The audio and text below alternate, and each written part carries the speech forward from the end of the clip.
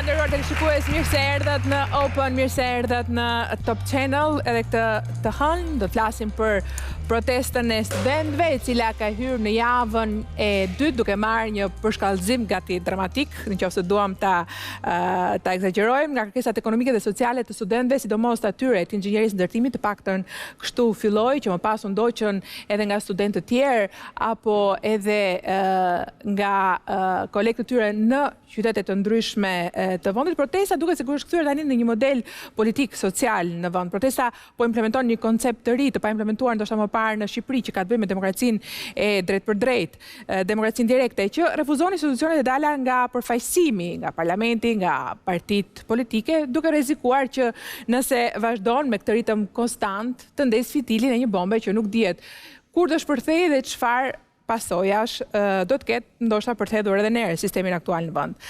Më 4 dhjetor nisi protesta e studentëve të inxhinierisë ndërtimit, arkitekturës bashkë me 4 kërkesat e famshme. Janë 4 kërkesa që janë bërë në një letër të shkruar me dorë, po ju kujtohet ne kemi patur ministren këtu javën e kaluar, tenin e kaluar dhe ne ka treguar, regjia mund ta ndihmojë dhe t'ua tregoj edhe sot. 4 kërkesa të thjeshta të shkruar me shkrim dorë. Profesor Tupja ishte këtu bashkë me ne tenin e kaluar, gjithashtu dhe tha që shkrimi i dorës është i zemrës. Nuk e di ka qenë kjo arsyeja apo mungesa e infrastrukturës që i ka bërë studentët të dërgojnë pikërisht të kërkesë me shkrim dore me pikërisht pra në Ministrinë e Arsimit, e cila më pas u transformua të nesërme në një kërkesë tjetër, përsëri me shkrimdore, por edhe me kompjuter. Ishin 5 kërkesat. Pika e 5 ishte me shkrimdore dhe fliste pikërisht për grupet e përbashkëta. Më pas protesta vazhdoi, studentët nuk u tërhoqën, VKM-ja e qeverisë u tërhoqi dhe studentët jo.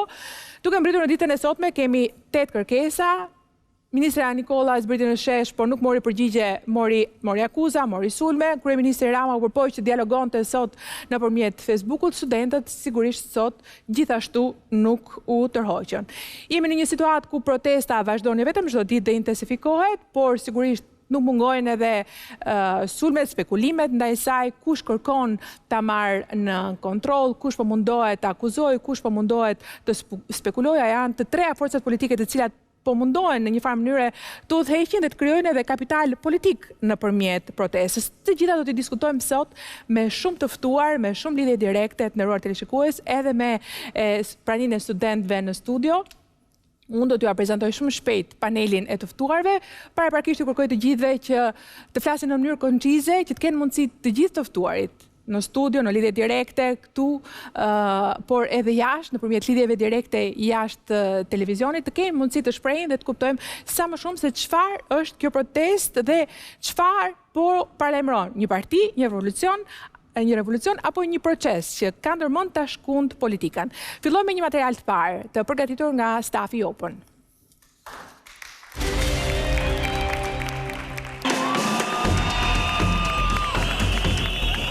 Në ditën e 6 të protestës, studentët kanë qëndruar për orë të tëra para Ministrisë së Arsimit, duke kërkuar plotësimin e kushteve të tyre.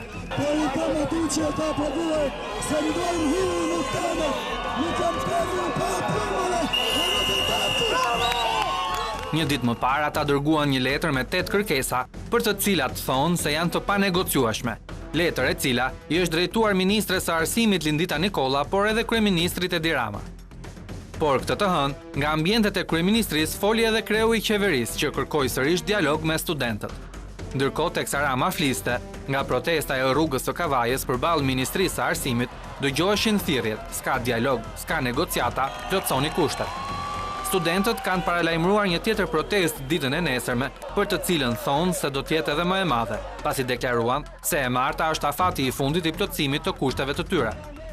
Çdo të ndodh pas të martës, a do të ketë një marrëveshje për të ulur në truezën e dialogut, apo studentët do e përshkallëzojnë protestën e tyre?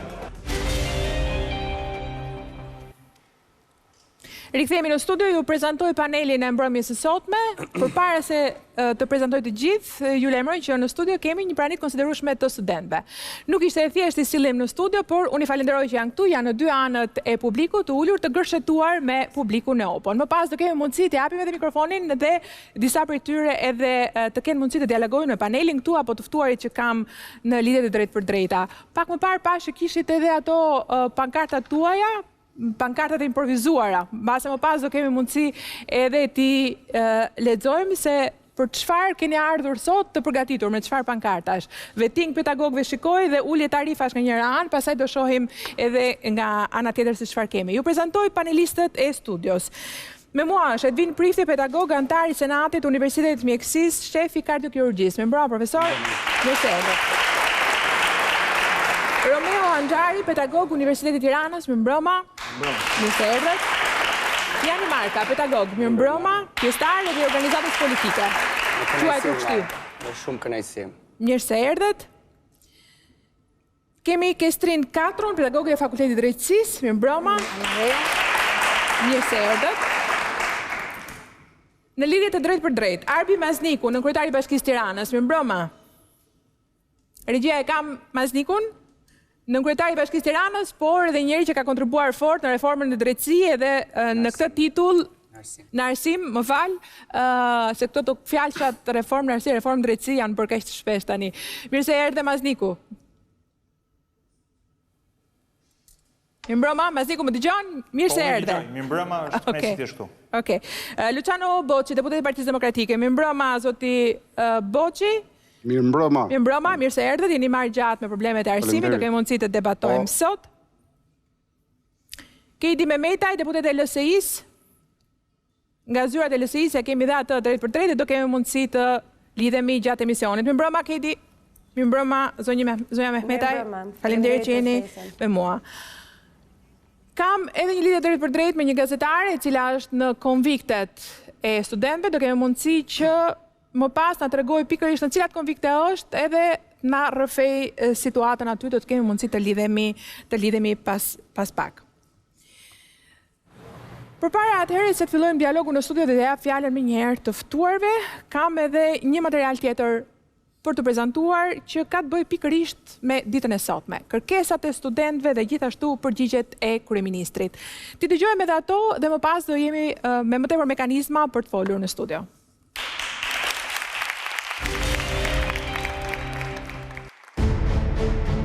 Studentët në njëra anë, kryeministri Rama në anën tjetër. Mes tyre, kërkesat dhe përgjigjet për plotësimin e këtyre të fundit. Që prej ditës së parë që u ngritën në protest, studentët kishin të qarta disa pika që kërkonin të miratoheshin pa kushte nga qeveria. Njëra prej tyre, heqja e tarifës për provimet e mbartura u arrit. Tashmë në tryezën e Ramës qëndrojnë 8 kërkesa të reja që studentët thonë se janë të panegociueshme. Ato fillojnë që nga rritja e buxhetit për arsimin e lartë, përgjysmimin e tarifave, rritja e peshës së votës së studentëve, për të vazhduar më pas me rishikimin e titujve akademik, përmirësimin e kushteve të konvikteve të tjerë. Por nga ana tjetër, kryeministri Rama foli sot gjatë për protestën e studentëve dhe kërkoi edhe një herë tjetër vendosjen e dialogut mes tij dhe protestuesve.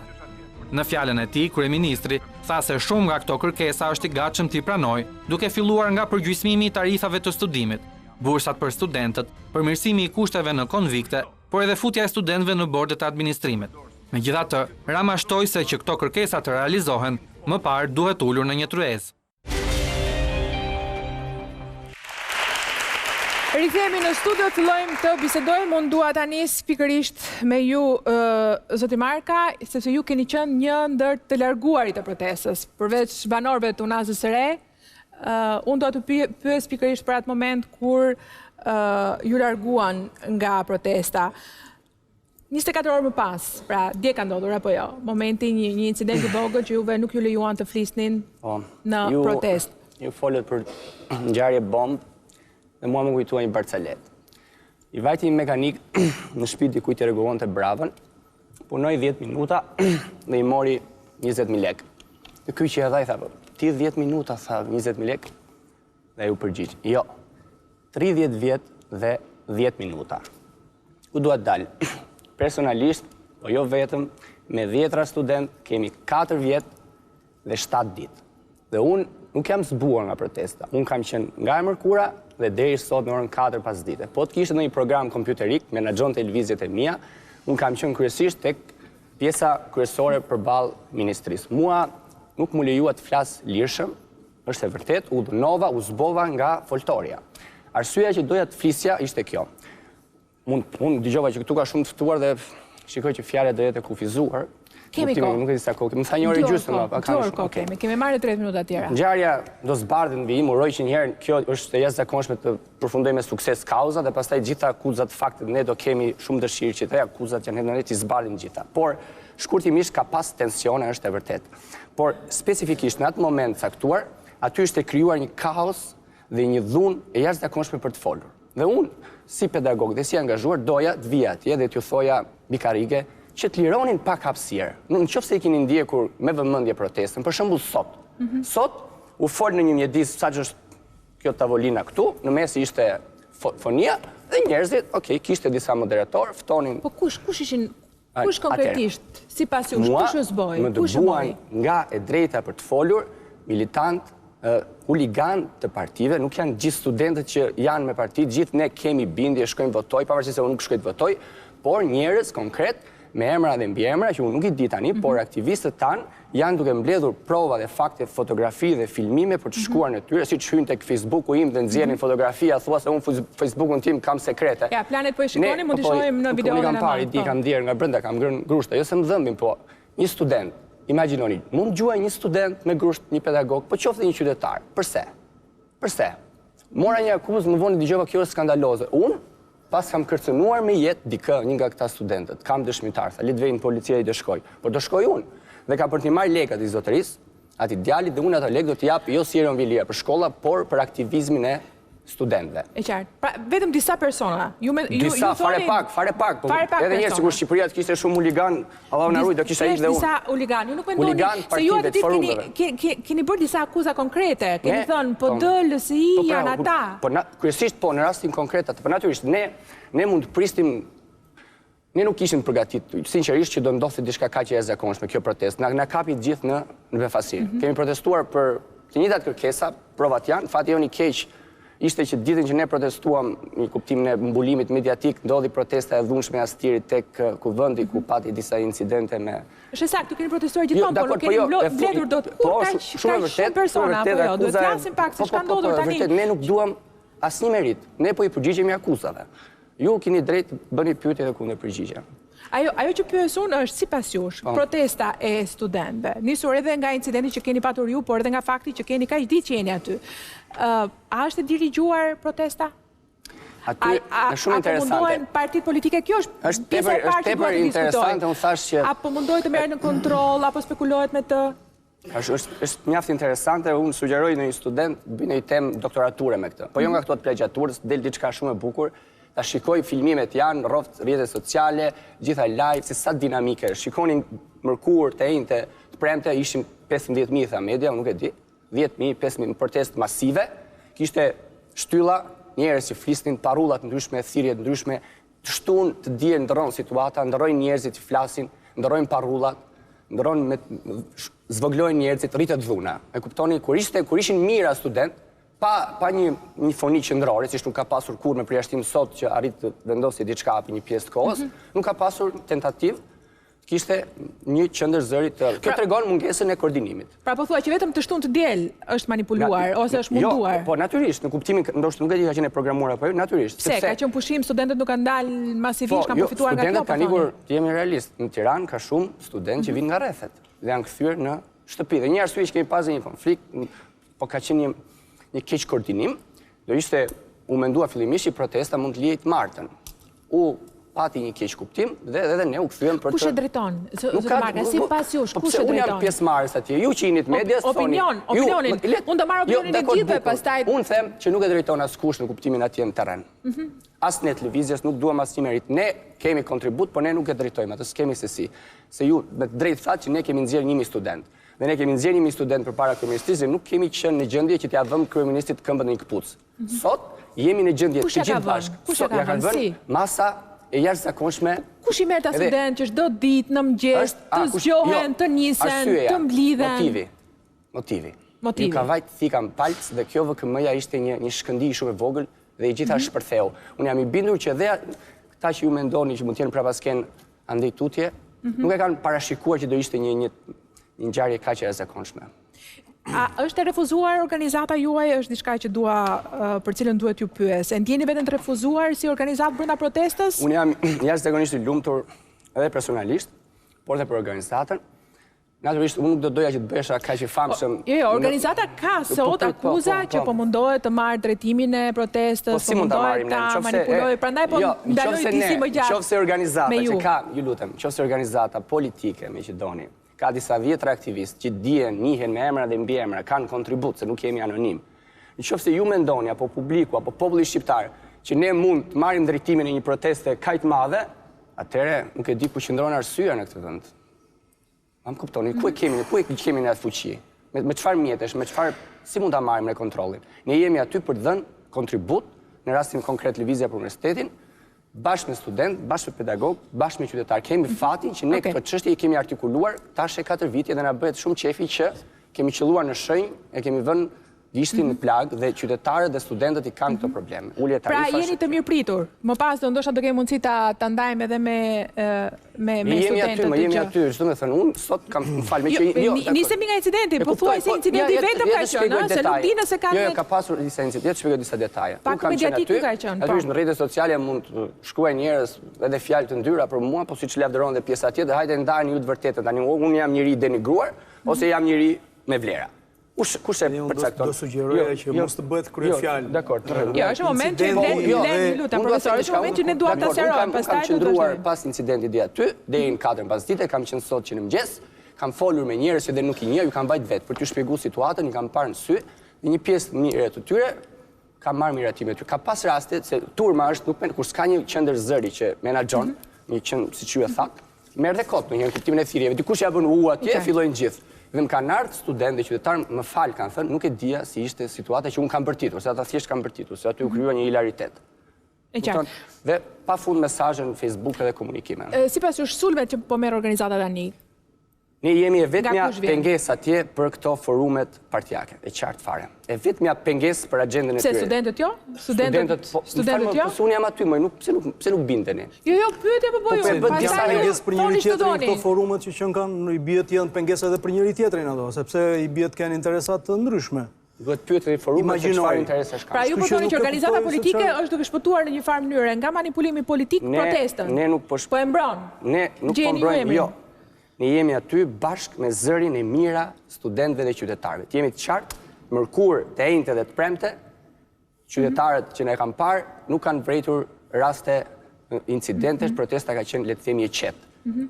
Kishte mira qytetarë, të shtunë dhe të diel, kur kryesisht dominonin dashamirësit e partive, por midis këtyre dashamirësve njerëz që votojnë për njërin apo tjetrën parti, ka disa halabak, atëre tensionet u rritën shumë. Shpresa më e madhe është që nesër student, pedagog, qytetar të bashkohen protestës dhe do vi një normalitet. Përpara se të vazhdojmë panelin, ndoshta ndonjë pyetje për studentët. Sipas tyre kush e drejton protestën, si i mbrohen sulmeve politike?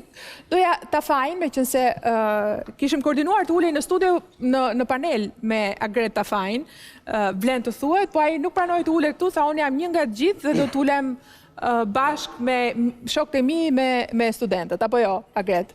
Asnjë nuk do të veçohet prej tyre për të mos marrë asnjë lloj autorësie. Gjithsesi e vlerësoj këtë. Së pari për incidentin e profesor Markës, nuk kam dëgjuar deri tani të kërkoj falje dikush. Pse ndodhi një edhe e dyta duhet kërkoni të ndjes?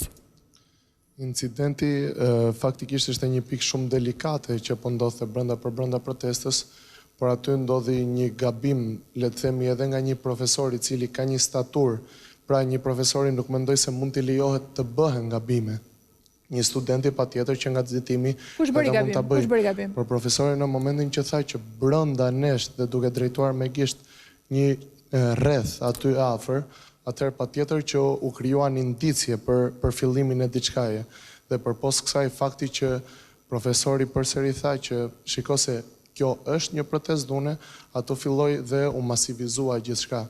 Por ajo që dua t'i bëj të qartë të gjithë njerëzve, të gjithë publikut, të gjithë qytetarëve shqiptarës që ne nuk kemi asgjë as me profesorin, as me lëvizjen për universitetet, as asgjë dhe nuk duaj që askush të mendoj që është faktor dominant, që mund të dominoj protestën apo nuk mund të dominoj protestën. Ne aty thjesht jemi student, ne aty thjesht po mbrojmë të drejtat tona, jemi të vendosur, jemi të qartë dhe kjo është i gjithë qëllimi ynë, nuk besoj se se ka... Pra, profesori thjesht u shpreh gabim dhe turma e keq kuptoi.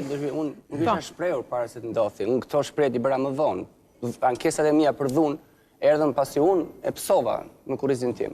Kështu që kjo nuk qëndron. Megjithatë, unë jap të drejtë të dokumentoj edhe nga videoja, më Po, falni mirë, video, dakord. Nxjerri videot. Nxjerri dakord dhe përballemi për videot. Video janë aty. Po pra aty janë videot, në rregull. Tani ne kemi një video të çfarë shohim ne, dhe është mbrapa krave të mi, është që profesori Kam folur unë këtu. Nuk po lejohet të flas.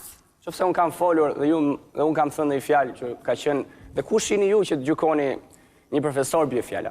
Profesorin normalisht e gjykojnë studentët që ai jep mësim, se flitet, më kupton, në kuptimin edhe të etikës. Studentët që e njohin, kur vinë vit parë dhe ndoshta bëjnë dhe vit 5 mësim, e njohin se si jep mësim, se si sillet, vjen në orar. Agreti, ishe aty në atë moment? Ishe në momentin e incidentit? Jo, një protest. Po, isha. Ishe aty afër? Po. Pra ke parë nga afër çfarë ka ndodhur. Dhe sipas teje ishte nuk ishte faj student, dhe ishte mënyra se si u shpreh profesori, pavarësisht se profesori thotë që unë nuk kam folur fare. Teja ishte e tillë që të gjithë ne së bashku kishim bërë thirrje më parë që nuk pranojmë dhunë, nuk duam dhunë, është një protestë paqësore. Dhe pse reagoi realisht turma, dhe kjo është pyetja që dua t'i shtroj edhe profesorit, sepse të gjithë ne deri në atë moment ishim mjaft të qetë, ishim mjaft të qartë, edhe nuk është se po reagon të njëri. Nuk po dim kush duhet të përgjigjet tani, se kjo është një pyetje që unë sapo ju drejtova. Jo, me që bëri pyetje ti përgjigje. Po, diçka, ju lutem më falni profesor, edhe diçka nuk dua të merresha me juve personalisht. Jo, është pyetja ime, nuk është problemi juaj. Është figura e pedagogut në përgjithësi, që është një figurë e nderuar. Figura e pedagogut në përgjithësi në Shqipëri është pak e dyshim, që të jemi realist. Kemi mbetur pak që jemi me ndërgjegjet paste dhe që e bëjmë punën profesionalisht. Ndoshta në Francë, ndoshta në Francë, ndoshta... Jo, nuk e fyete, po nuk e fyete ju. Po jo kush jeni ju që e bëni këtë lloj ndarje? Po mi, më ju jep një opinionin tuaj. Mund ta vësh një jam i ndershëm dhe ju thjesht.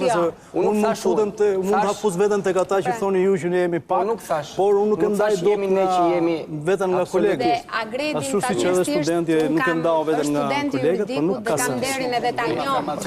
Nga djemë serios, për në keqë. Po, do t'i thonë, do vazhdojmë plasin se kemi kohë, po të përfundojmë, të sjarojmë incidentin, edhe pastaj vazhdojmë, debatojmë plasin për protestën, temat e protestës. Po, të mbarojmë, Agret, kisha diçka tjetër për të? Okej. Incidenti është shumë i qartë, në konsideratën e shumë njerëzve, një protestë liberale, demokratike, zotëria duhet fliste, unë të paktën kështu e mendoj, është penguar për të folur, konfirmon që aty ka inpute nga formacione tjera politike, por të ke fundit neve kemi një formacion organizata politike në Mosgabon. Fakt folur lëvizja për universitetin, e cila merë pjesë dhe marja pjesë do thotë që është pjesë e kësaj proteste, apo jo, që të marrësh pjesë do thotë që është pjesë e kësaj proteste. Dhe në rast se kjo nuk është protestë, por është një revolucion, sikur se ju e përmendet, atëherë revolucioni shpesh herë ha dhe vite vetë. Çfarë thashun janë pyetje, nuk janë afirmime. Përgjigjet dua t'i gjejmë këtu sonte, po profesor. Në këtë sens, pjesëmarrja e kolegut dhe ndonjë kolegu tjetër me dëshirën për të folur, pra për t'u drejtuar studentëve, mund të kuptohet si një tendencë për ta orientuar revoltën ose të themi protestën, ndjes. Për ta shndruar ndoshta edhe në revolt. Sipas jush, profesor. Çfarë sensi, më fal, shkoj. Ne jemi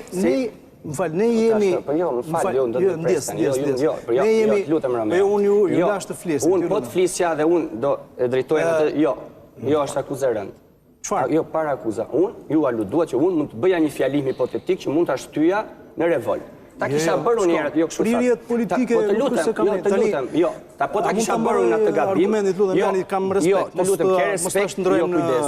Po ta kisha bërë unë atë gabim, atëherë natyrisht ju të gjithë kishit drejt të më akuzoni dhe unë do mbaja kostot e mia personale. Unë nuk e po, dakor. Mund ta mbaroj? Mbaroje po.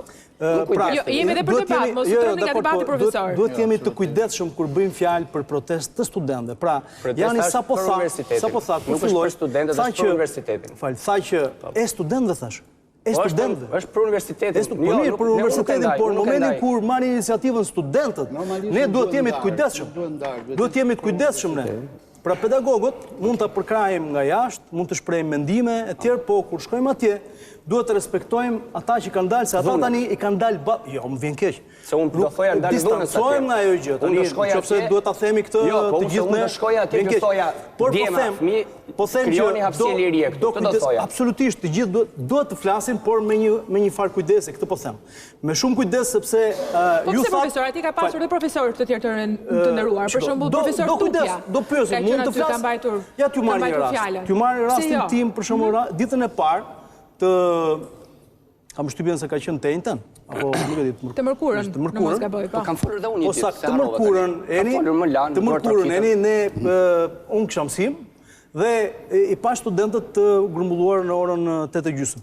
Dole aty dhe i pash pyeta dikë nga studentët e mi, thash, mund t'i thuash kanë folur pedagog? Jo, tha, s'kanë folur kështë të thënë ai, sepse disa të themi ezitojnë e tjerë. E të trajtoj që sigur ne kishim frika, po nuk i kishim përkraur, dhe i thash, a do ai që unë të flas tani? Dhe i tha po, dhe unë folja pak. Thjesht nxita, i thash nxita, në sensin i përkraha. Thash, unë nuk mund t'ju them ju e hapur që të... Por, juve jeni të lirë. Pra, kur flasim në emër të studentëve, do t'jemi shumë të kujdesshëm. Por distancojmë nga incidenti, natyrisht. Nga incidenti, distancojmë. Kjo është një protest e studentëve ku duhet të bashkohen të gjithë vektorët. Sipas jush, e dirigjon dikush? Keni dyshime nëse dirigjon dikush? Disi e kam parën këtë, do t'ju marrë një shembull. Unë jam gjeograf, studioj klimën e kështu dhe ka një teori, thot, pse në lindin stuhit? Dhe është një teori që quhet teoria e kaosit. Dhe thot që arrin një pikë mbarsjeje, kushtet, arrin një pikë mbarsjeje, sa që rrahja e flatrave të një fluture në Japoni shkakton një stuhi në Azore, nga dy anët e globit, pra, Japonia me Azore. Do thot që mjafton një shkëndi, por në kushtet të caktuara. Pra, studentët e arkitekturës dhe të inxhinierisë ndërtimit i vunë flakën diçkaje që ishte mbarsur me studentët. Unë i kisha studentët të shkaqet janë këto. Sot e trajtojmë do flasim për shkaqet kemi mundësi edhe për fajsuesit politik. Unë mendoj që është e natyrshme tendenca dhe për ta kontrolluar protestën, por që deri tani nuk ka asgjë të suksesshme në këtë. Pra, partitë politike po mundohen, po thuaj që partitë politike profesor po mundohen ta kontrollojnë, po nuk ka kryeministri sot që ju jeni alat të mi. Çfarë është kjo? Okej. Sipas jush nuk po... Unë kam për shembull, më thonë, studentë të mi që janë antarë të freshit. Ju po thoni që profesorin e larguan studentët, jo militantët. Jo, unë nuk lyra fare në atë pjesë. E larguat nga i moment, nuk e lanë të flisten, dakord. Populli që për herë para hap televizorin. Profesorin nuk e lanë të flisten në podium. Tani po më pëlqen. Është distancë, është një hapësirë lirie atje, por thash do kujdes me studentët. Profesor, një lidhje drejt për drejt me gazetaren e Top Channelit, e cila ndodhet pranë konvikteve në mos gaboj të inxhinierisë së ndërtimit. Përshëndetje, mirëmbrëma. Rudina Muça. Mirëmbrëma Eni, ndodhem pranë fakultetit Ndodhem pranë fakultetit të inxhinierisë dhe arkitekturës, pikërisht në datën 4 dhjetor, këta ishin studentët e parë të cilat kundërshtuan tarifen për 670 lekësh për çdo kredit, për çdo provim të mbartur. Më pas kjo protest u zgjerua dhe thirrjes së tyre u bashkuan të gjithë studentët. Rodina, ne ishim këtu pranë për të biseduar me studentët për të folur se cilat janë kërkesat, cilat janë kushtet e konviktit që ju të jetoni, sa është tarifa juaj. Të gjithë thanë një zëri se prej 6 ditësh ne i kemi bërë të ditura këto gjë dhe nesër do vazhdojmë përsëri dhe në ditët në vijim. Për të biseduar në një lidhje direkte, si që jemi tani kundërshtuan, pasi thanë se ne bijem në sy si organizator, atëherë kjo mund të ketë pasoja të rënda mbi ne nga politika qofte dhe nga pedagogët. Ne do t'jemi përsëri nesër atjetan për të kërkuar të drejtat tona 8 kërkesat. Pra, studentët e inxhinierisë së ndërtimit kishin frikë të flisin përpara mikrofonit për kushtet e tyre dhe kërkesat e tyre. Ne dërguam kamerën në konvikt dhe nuk pranuan të flisnin. Eni, thanë, ne jemi pak dhe të qenit pak bëhet shumë letë të tjerë të sulmojnë, është shumë letë të sulmojnë. për këtë arsye ne nuk mund të flasim. E kuptova. Ata ishin të friksuar për të treguar se në ç'kushte jetojnë, edhe se sa ishte kosta e tyre reale në jetën studentore. Madje njëri nga tha që në javë mua më duhen rreth 6.000 lekë të reja vetëm për fleta për të bërë projektet. Rodina, faleminderit për lidhjen e drejt për drejt. Frika e studentëve është gjithmonë një lajm i keq. Do të flasim më pas edhe me studentët këtu. Pse tremben përpara kamerave dhe publikut studentët e inxhinierisë së ndërtimit apo ndoshta dhe të tjerë? Publicitetet do vazhdojmë të flasim me panelistët, politikën dhe studentët.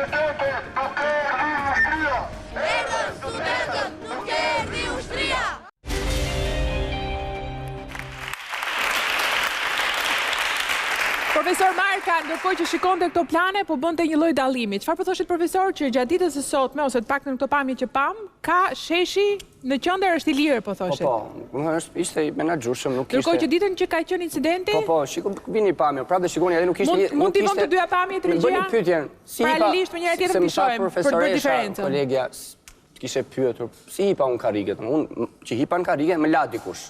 Nuk zbrita nga hëna. Unë hipa në karrige, më dhanë dhe megafonit, nuk erdha me megafon krah.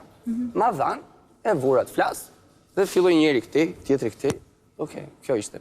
Por bëni një paralele të dy videove sot. Regjia, mund t'i bëj tani. Një arenë sot.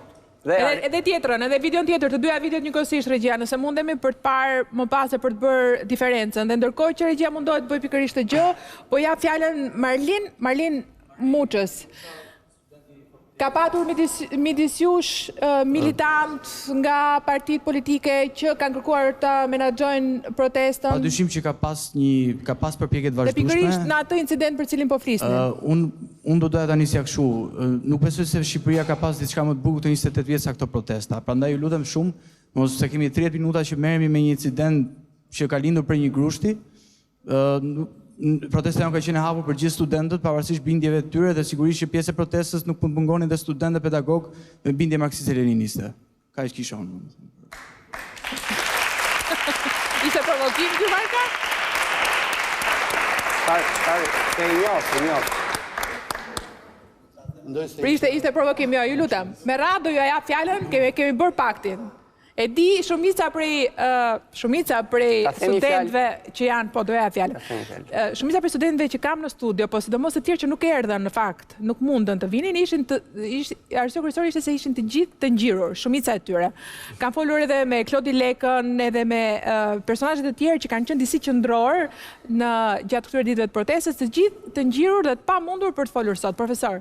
Ne jemi organizata politike, është organizatë e majtë. Realisht e majtë, partitë aktuale nuk janë të majta. Termi marksist-leninist është qartësi provokativ, por i propozoj Marin Memës të bëjë një dokumentar të vej në Britani, në Gjermani, në Francë, në Itali, në Austri, dhe të na sjellin pak dijet, paktin për termin e marksizmit. Se unë nuk jam kompetent ta zbërthej termin, qofse Marlini, se ja di dhe emrin, është aq i aftë, na shpjegoj gjithë teorinë e kritikës marksiste të ekonomisë. Jam i gatshëm të ftojmë dhe të qendra jonë sociale të na mbaj një event kulturor, teorik dhe të bëjmë më të ditur. Problem. Po, profesor, protestën se kam edhe profesionistë politikë cilë do të pyes një herë. Protagonizmit në protestë. Në protagonizmin protestë. Më falë, profesor. Për thelbin jemi, kush po e drejton protestën është një pyetje e madhe që sot e bëjnë të gjithë, dhe unë dua që mundohemi të gjithë të japim një opinion në lidhje me këtë. Unë mendoj që duhet të përqendrohemi më shumë te protestat e kërkesat e saj. Mendimi im është që protesta mund ta konsiderojmë dhe të vonuar, se mbase duhet ishte bërë dhe më përpara. Nuk ka asnjë gjë të veçantë që të kërkohen të drejtat e tyre legjitime, ato që janë renditur, për cilat në konsideratën time shumica dërmuese e tyre i duhet dhënë rëndësia e duhur dhe mbase edhe duhen plotësuar. ka dhe kërkesa për tyre të cilat mundet të diskutohen. Do flasim për kërkesat e tyre një nga një, për të tërë kërkesat. Qëndrojmë në momentin e parë, sipas jush, me sa e keni ndjekur, nuk e di si e keni ndjekur, profesor, sa kohë keni patur, e kemi ndjekur dhe çfarë vëmendje? Në detaje mbase jo, por shumë të angazhuar në diskutimet që janë bërë rreth saj. Sipas jush, është një lëvizje e cila deri tani është manipuluar apo është drejtuar forca politike, qarqe caktuara, ka arritur, apo është edhe në momentin që flasim proteste pastër. Më pas, edhe studentët vetë do kenë mundësi të përgjigjen. Nuk mendoj që është një, domethënë, çdo protestë është politike. Çdo protestë që kryhet në një sistem ka aspektin e vet politik, sepse shkon edhe konfrontohet me drejtuesit e shtetit, me qeverinë, apo jo. Edhe kërkesat e tyre janë politike. Në momentin kur ti kërkon që të dyfishohet, apo trefishohet, apo të rritet sadopak GDP-ja për arsimin, është një kërkesë thellësisht politike, apo jo. Dhe është pozitive, nuk duhet parë me negativizëm kjo gjë.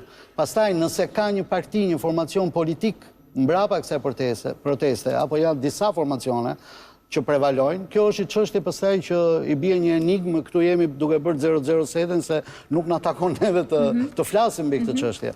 Por që mendoj që kërkesat janë kërkesa drejtuar qeverisë, janë kërkesa politike, janë kërkesa të drejta në konsideratën time, në pjesën ndërmuese, dhe që në një farë mënyrë duhet dhënë një zgjidhje. Zgjidhja nuk jepet në rrugë, tani ato u deklaruan, u diskutuan, dhe duhet që të dialogohet. Ku të zgjidhet, pse nuk e takojnë kryeministrin, pse nuk e takojnë ministrin, do kemi mundësi të pyesim vetë studentët gjitha këto. Kam nevojë për Luciano Boçin, të cilin e kam në lidhje të drejt për drejt. Zoti Boçi, duhet ta filloj me ju, sepse në fakt akuzat që opozita në përgjithësi, Partia Demokratike dhe LSI-ja, janë munduar që ta marrin në kontroll, ta influencojnë protestën, kanë qenë të shumta. Keni një koment konciz në lidhje me këtë gjë? Dhe më pas do kemi mundësi të flasim për kërkesat konkretisht. Para se të bëj komentin tim, dua të anuncoj një lajm që Unioni Europian Studentor ka dalë në mbështetje dhe përkrajet protestave të studentëve, sipas komunikimeve që kam pasur me përfaqësues të këshillave studentor, pasi Këshilli Kombëtar Studentor është penguar të formsohet pikërisht nga Ministria e Arsimit, që unë do thoja që është edhe një nga veprimet e saj kundër studentëve, krahas ligjit të arsimit lartë apo VKM-ve apo vendimeve tjera urdhëresave. Zoti Boçi, ju lutem një përgjigje të drejtë për drejtë, sepse si thash minutat janë këto që janë. Sigurisht do mundohem të jem konciz dhe koncizitetin për ta dhënë këtë rast ndihmon shpreha e Ramës që dikush e përmendi, Romeo mos gaboj, që tha që sot kryeministri politik përmendi faktin që studentët janë aleatët e tij dhe ata as mund të jenë as me Lulin as me Monikën. Dhe në fakt kjo fut edhe atë atmosferën politike të protestës. Jam dakord me zotin Prifti që protesta është politike, ka kërkesë politike, por sigurisht duhet vazhdohet arsyetimi dhe zgjidhja është politike, sepse nuk janë kërkesa që vinë thjesht nga një VKM, vinë tërsi kundër një ligji i cili është thelbi. Pra, ju po thoni që është kryeministri dhe maggjoranca që po mundohet ta manipulojë dhe jo opozita. Jo, nuk është çështje manipulimi. Manipulimi është çështje dytësore e protestës. Është zgjidhja çështja primare, atë kërkojnë studentët dhe aty duhet përqendrohemi. Zgjidhja është politike, sepse zgjidhja kërkohet me abrogimin e ligjit të arsimit lartë. Zoti Boçi, këtu ka patur një akuzë drejt për drejt nga zoti Marka për faktin që militant Partisë Demokratike dhe LSI-s më pas të pyesë dhe Kedin janë munduar të futen brenda protestës. A janë të përqarë studentët? Niveli i bisedës dhe i debatit nuk mbahet në përplasjet midis ideologjive politike ose pasioneve brenda një lëvizje. A keni koment të lutem, zoti Boçi, më jepi përgjigje. Politike studentëve është liria dhe këtu nuk konfondohen grupet politike, por zgjidhja vjen si zgjidhje politike, sepse këtu atakohet pikërisht të thelbi i ekzistencës së një qeverisje, që është reforma në arsim, sepse ka qenë kalibet e saj edhe fytyra e kësaj qeverisje. Kur kjo fytyrë ka rënë, atëherë sigurisht zgjidhja është për te qeverisë. Qeveria e ka pasur mundësinë, studentët kanë pritur 4 vite, kanë pritur 5 vite dhe mos mendoni që është kaq e thjeshtë, sepse revolta atyre është dhe kundër asaj intervistës pa dhënë që ju lidhët direkt dhe studentët kanë frikë. Pra, i është kufizuar dhe liria, edhe liria shprehjes dhe liria ekonomike, madje, sepse në qoftë se prindërit e tyre do kishin mundësi ekonomike, sot studentët nuk do ishin në rrugë. Okej, ja do pyesin studentët se kanë frikë. Një minutë zoti Boçi, do kishin mundësi me paguar. Do pyesin student. Pse duhet patjetër që të gjithë ti përkranin? Pra, është një arsye e thellë, është arsye më Pse kanë frikë kolegët? Një VKM, Një minutë, lutem, apo zoti të Boçi. themi një fjalë e ministrës, apo një fjalë e kryeministrit. Zgjidhja duhet vi politike. Këtu duhet manipulohen qëndrimet. Të lutem mos e ndërpre fjalën se jo, do të pyes folët për frikën e studentëve, dua të ndërfus një student. Pse keni frikë? Pse kanë frikë studentët flasin sipas jush kolegët e tyre? Unë jam Don Pieter, jam te inxhinieria mekanike. Dhe ti përderisa je këtu nuk e frikë, po. Në zgjerë dhe zani nuk kam frikë as pak, dhe i ftoj studentët mos kenë frikë, dhe ju them forume dhe organizatave, u plafshi bashkë dhe ju marrë të lumbi të dyja bashkë, sepse edhe lëvizja për universitetet ka gjithat kohë që e din për VKM-n dhe s'ka bas një informacion, dhe unë kam qenë një ditë aty ku kam ftu profesorin e të mund tupën që të flasë, dhe profesorit di shumë mirë se kush është munduar të largoj nga aty dhe ta shty që mos të flasi. Profesor, e tha variantin e ti kush është, ishte transparent? Incidente do ketë, po jo them që incidente do ketë kur mundohen të futen durët e flistat e protesta jonë. Kur mundohen edhe njerë? Ti ke një pyetje shumë bukur në fillim që thu kush e menaxhon ose kush e drejton këtë protestë. Këta e drejton shpirti i lirë. Ju nuk keni mësuar që shpirti i lirë të jetë kaq i madh dhe kaq masiv, dhe ju them seriozisht respektoni protestën. Dhe i them profesorit, po drejton shumë, mos krijojmë replika me studentët. Ne e dim shumë mirë, jam verior, kam një shprehje ku ka za, nuk është pa za. Kështu se ju shpresoj ta keni kuptuar deri dikun. Okej, faleminderit shumë. A mund të jap një sqarim, Kluden? Faleminderit. A të jap një sqarim? Një sqarim të fundit. Po, zoti Boçi. Sepse edhe marrëdhënien e prishur pavarësisht ideologjisë politike që përfaqëson profesori Marka, marrëdhënie e prishur të studentëve me pedagogët, sepse e kemi hasur dhe në Elbasan, unë e shoh si pasojë të prishjes së atmosferës publike të universitetit. Nuk është vetëm ideologjia politike aty, sepse edhe pedagogë tjerë janë kundërshtuar të marrin pjesë. Pra, ai ligji mbrapsht, ato vendime kanë prishur jo vetëm ambientin publik të universitetit, por kanë degraduar edhe marrëdhënien midis studentëve dhe pedagogëve, sepse shihet më tashmë studenti shihet si klient, dia është mall. Pedagogu duhet siguroj ekzistencën e tij financiare brenda një universiteti publik, i cili duhet të subvencionohet nga shteti në 12 muaj me paga, me kërkim shkencor, me mbështetje për studentët, dhe gjitha këto probleme ne i kemi ngritur që në momentin kur kemi atakuar ligjin e arsimit të lartë, ligjin aktual. Do flasim për ligjin. Sepse e dua platonin, por dua më shumë vërtetën. Ishte dështim ligji, do flasim më një herë. Dhe përfaqësues të lëvizjes studentore kanë kundërshtuar bashkë me forumin për liri akademike. Në të gjitha kontaktet dhe të gjitha dëgjesat që janë bërë në komisionin tonë. Dhe zoti Mazdiku që është në studio paralel me mua di shumë mirë këtë dhe debatin e gjerë që kemi bërë pikërisht për këto pasoja që studentët vuajnë sot. Okej, zoti Boçi, të lutem mos ma monopolizo. Unë fola për përgjigje koncize, po kështu është e pamundur të vazhdoj. Zgjidhja është politike dhe situata është politike, është e pamundur, domethënë, flasësh që s'duhet kemi politik në një ambient ku kërkohet protesta është politike, ligjërimi është politik dhe zgjidhja është politike dhe ku kryeministri pozicionohet politikisht,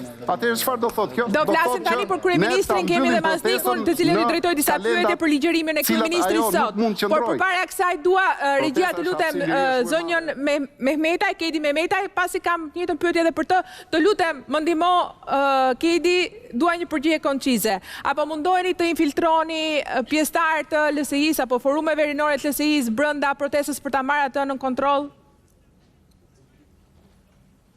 Së pari, unë e dëgjova që u tha tash në studio, por duhet ta ritheksoj. Padyshim që kjo lëvizje e studentëve është një lëvizje politike, sepse në fund ditës, lëvizje politike do të thotë që një grupim, apo qoftë edhe një individ, të ngrihet dhe të kërkojë më shumë të drejta, më shumë vëmendje ndaj tij, të kundërshtojë një vendimarrje që është marrë pa u diskutuar. Apo e bën LSI-ja këtë gjë, është pyetja, apo e bën LSI-ja, po mundohet ta marrë në kontroll? Po patjetër, ndaj, po do shkoj aty. Ndaj kërkesat e studentëve, që siç u tha janë tërësisht legjitime, madje duhen plotësuar akoma dhe më tepër, janë kërkesa që në thelb të tyre janë politike dhe kërkojnë vëmendje të shtuar ndaj studentëve. Dhe unë personalisht, them drejtën, jam shumë e lumtur dhe shumë entuziaste që më në fund studentët gjetën kurajo, ndoshta të nisur prej shumë hallësh që ata mund të kenë jetën e tyre. Mehmetaj, të lutem një përgjigje të drejtë për drejtë, do kemi mundësi për ta elaboruar. Po na mëson. Do kemi mundësi për elaborime. Të lutem më jep përgjigje.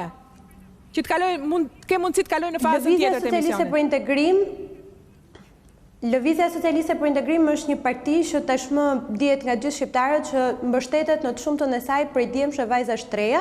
Prandaj dhe përfaqësimi ynë në parlament padyshim ka në grupimin e tij edhe djemë e vajza treja ashtu siç jam dhe unë, që kam bërë pjesë e parlamentit kur kam qenë studente, që do të thotë se këta trinj e treja votojnë dhe mund të kenë një bindje politike, jo vetëm ata, po të gjithë studentët që protestojnë aty. Profesor Marka që kam në studio, bëri një akuzë konkrete që PD dhe LSI nëpërmjet militantëve është munduar që të influencojë protestën. E keni dëgjuar besoj, nuk e tha edhe sot, po e ka thënë sidomos atë ditë.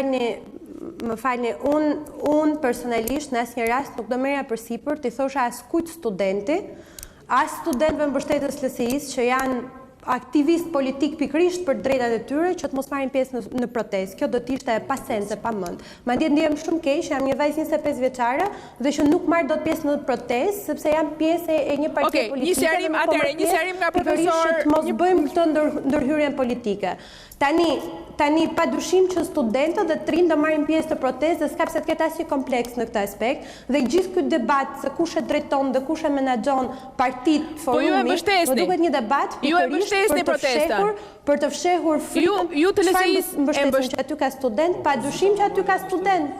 A e mbështesin protestën? Padyshim që mbështesin protestën. Unë kam hyrë në parlament kur kam qenë 20 vjeç, kur kam qenë studente, dhe nëse unë nuk mbështes kërkesat e studentëve, do të thotë që unë t'jem hipokrite para jush sot. Po keni votuar ligjin për arsimin e lartë, apo jo? Edhe pak të ngjirem edhe unë. E pra dhe një herë të kthehemi në vëmendjen tuaj, ne kemi bërë amendime për atë ligj, kemi disa interpelanca me ministrin e arsimit edhe kur kemi qenë në opozitë, jo vetëm tani, kur kemi qenë në bashkëqeverisje, jo vetëm tani. Dakor, po e keni votuar. Ky është fakt. Të timën dhe të kolegëve të mi që e kundërshtojnë, kemi bërë amendime nderuar dhe kemi kundërshtuar ato nënën e ligjit, të cilat kemi gjykuar që nuk janë në funksion të studentëve. Po problemi më i madh këtu nuk qëndron vetëm tek ligji. Problemi më i madh edhe ajo që shprehin studentët qëndrojnë tek sjellja e qeverisë kundërshtim edhe pse jo edhe me frymën e ligjit, sepse aty flitet për buxhet dhe buxheti nuk e përcakton ligji, aty flitet për vëmendjen ndaj studentëve që është penguar me VKM, të cilat janë bërë po shumë e rëndësishme të dimë se autonomi të munguar dhe në kur e votuat për posa amendamenteve, kur e votuat ligjin, menduat që ishte një ligj që mund ta reformonte realisht arsimin? Kjo është një pyetje shumë e sinqertë. Dua t'ja bëj dhe Maznikut që e ka drejtuar këtë reformë. Ju kur e votuat ligjit, besuat që mund ta përmirësonte ky ligj sistemin? Ne kemi thënë dhe unë po e përsëris, edhe nëse ju nuk e besoni këtë fjalë që po them tani, keni në dispozicion në arkivat tuaja të cilat mund t'i ripërsërisni dhe nuk ka asgjë për të ngelur evazive mbas kësaj. Ditën që ligji është votuar në parlament, ne jemi shprehur qartazi për pjesët që nuk shkojnë me ligjin, i kemi kundërshtuar ato me vot në parlament, pra nenet ligjit i kemi kundërshtuar me vot në parlament. Kemi marrë premtim po aty në parlament nga kryeministri në atë kohë se ligji do të përmirësojë rrugës dhe kemi kërkuar me ngulm që çdo akt nënligjor që do të nxirret mbas ligjit të jetë në frymën e ligjit, pra të autonomisë së universiteteve. Gjë e cila është shkel me dy këmbë në vazhdim me mëtej dhe për kundërshtimin e kësaj amendime mund keni bërë për ligjin e keni votuar. Kjo e vlen për të thënë për të marrë përgjegjësi. Merrni një përgjegjësi se nuk është. Edhe një herë, eni të lutem. Të njëjtën përgjegjësi duhet marrë Mazniku, të njëjtën përgjegjësi duhet marrë PD-ja që ka qenë ose s'ka qenë aty çka bërë me votat. Nëse më lejon ta mbaroj sepse nuk jam në studio dhe nuk të ndjek dot në Twitter. Po të lutem në mënyrë koncize. Nëse shikoni kërkesat e studentëve, fakti që ju e keni votuar, ju bë përgjegjës apo jo? Pyetje dhe përgjigje. Nëse shikoni kërkesat e studentëve, do të kuptoni se krejt pak prej tyre varen drejt për drejt nga ligji. Pra buxheti nuk varet nga ligji. Dhe buxheti është kërkesa kryesore. Karta e studentit është në ligj dhe sot nuk është e zbatuar. Zoja Memeta, pa votat e LSI-s nuk kalonte ligji. Pa votat e LSI-s ligji nuk kalonte. Do marrin ndonjë përgjegjësi njëri në këtë vend? Më duket se nuk. Po më duket se nuk po më dëgjon se çfarë jam duke thënë. Edhe mund të ndodhë se nuk është kaq e thjeshtë komunikimi. Po apo më dëgjoni pra se po përpiqem edhe një herë t'ju shpjegoj. Buxheti nuk përcaktohet me ligjin për arsimin e lartë, përcaktohet me ligjin për buxhetin e shtetit. S'ka lidhje me ligjin për arsimin e lartë. Karta e studentit është sot pjesë e ligjit për arsimin e lartë dhe ka 3 vite që është pjesë e atij ligji dhe nuk nxirret asnjë akt në ligjor që ta bëjë atë kartë të aksesueshme për studentin.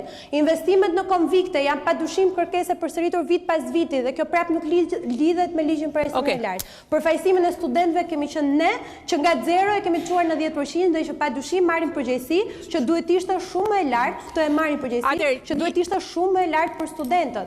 Pra, duhet të ndajmë atë që është e ligjit dhe atë që është e pjesës tjetër, asaj që qeveria nuk po bën për studentët. Dhe mbi të gjitha, ta shikojmë këtë protestë ashtu siç është në të vërtetë, janë të gjithë studentët shqiptarë. Pra ju po thoni që edhe zonja Malaj që ka qenë zëvendës ministre nuk ka qenë aftë të ndikojë në ligj. Keni patur një zëvendës ministre, mos gaboj zonja Malaj.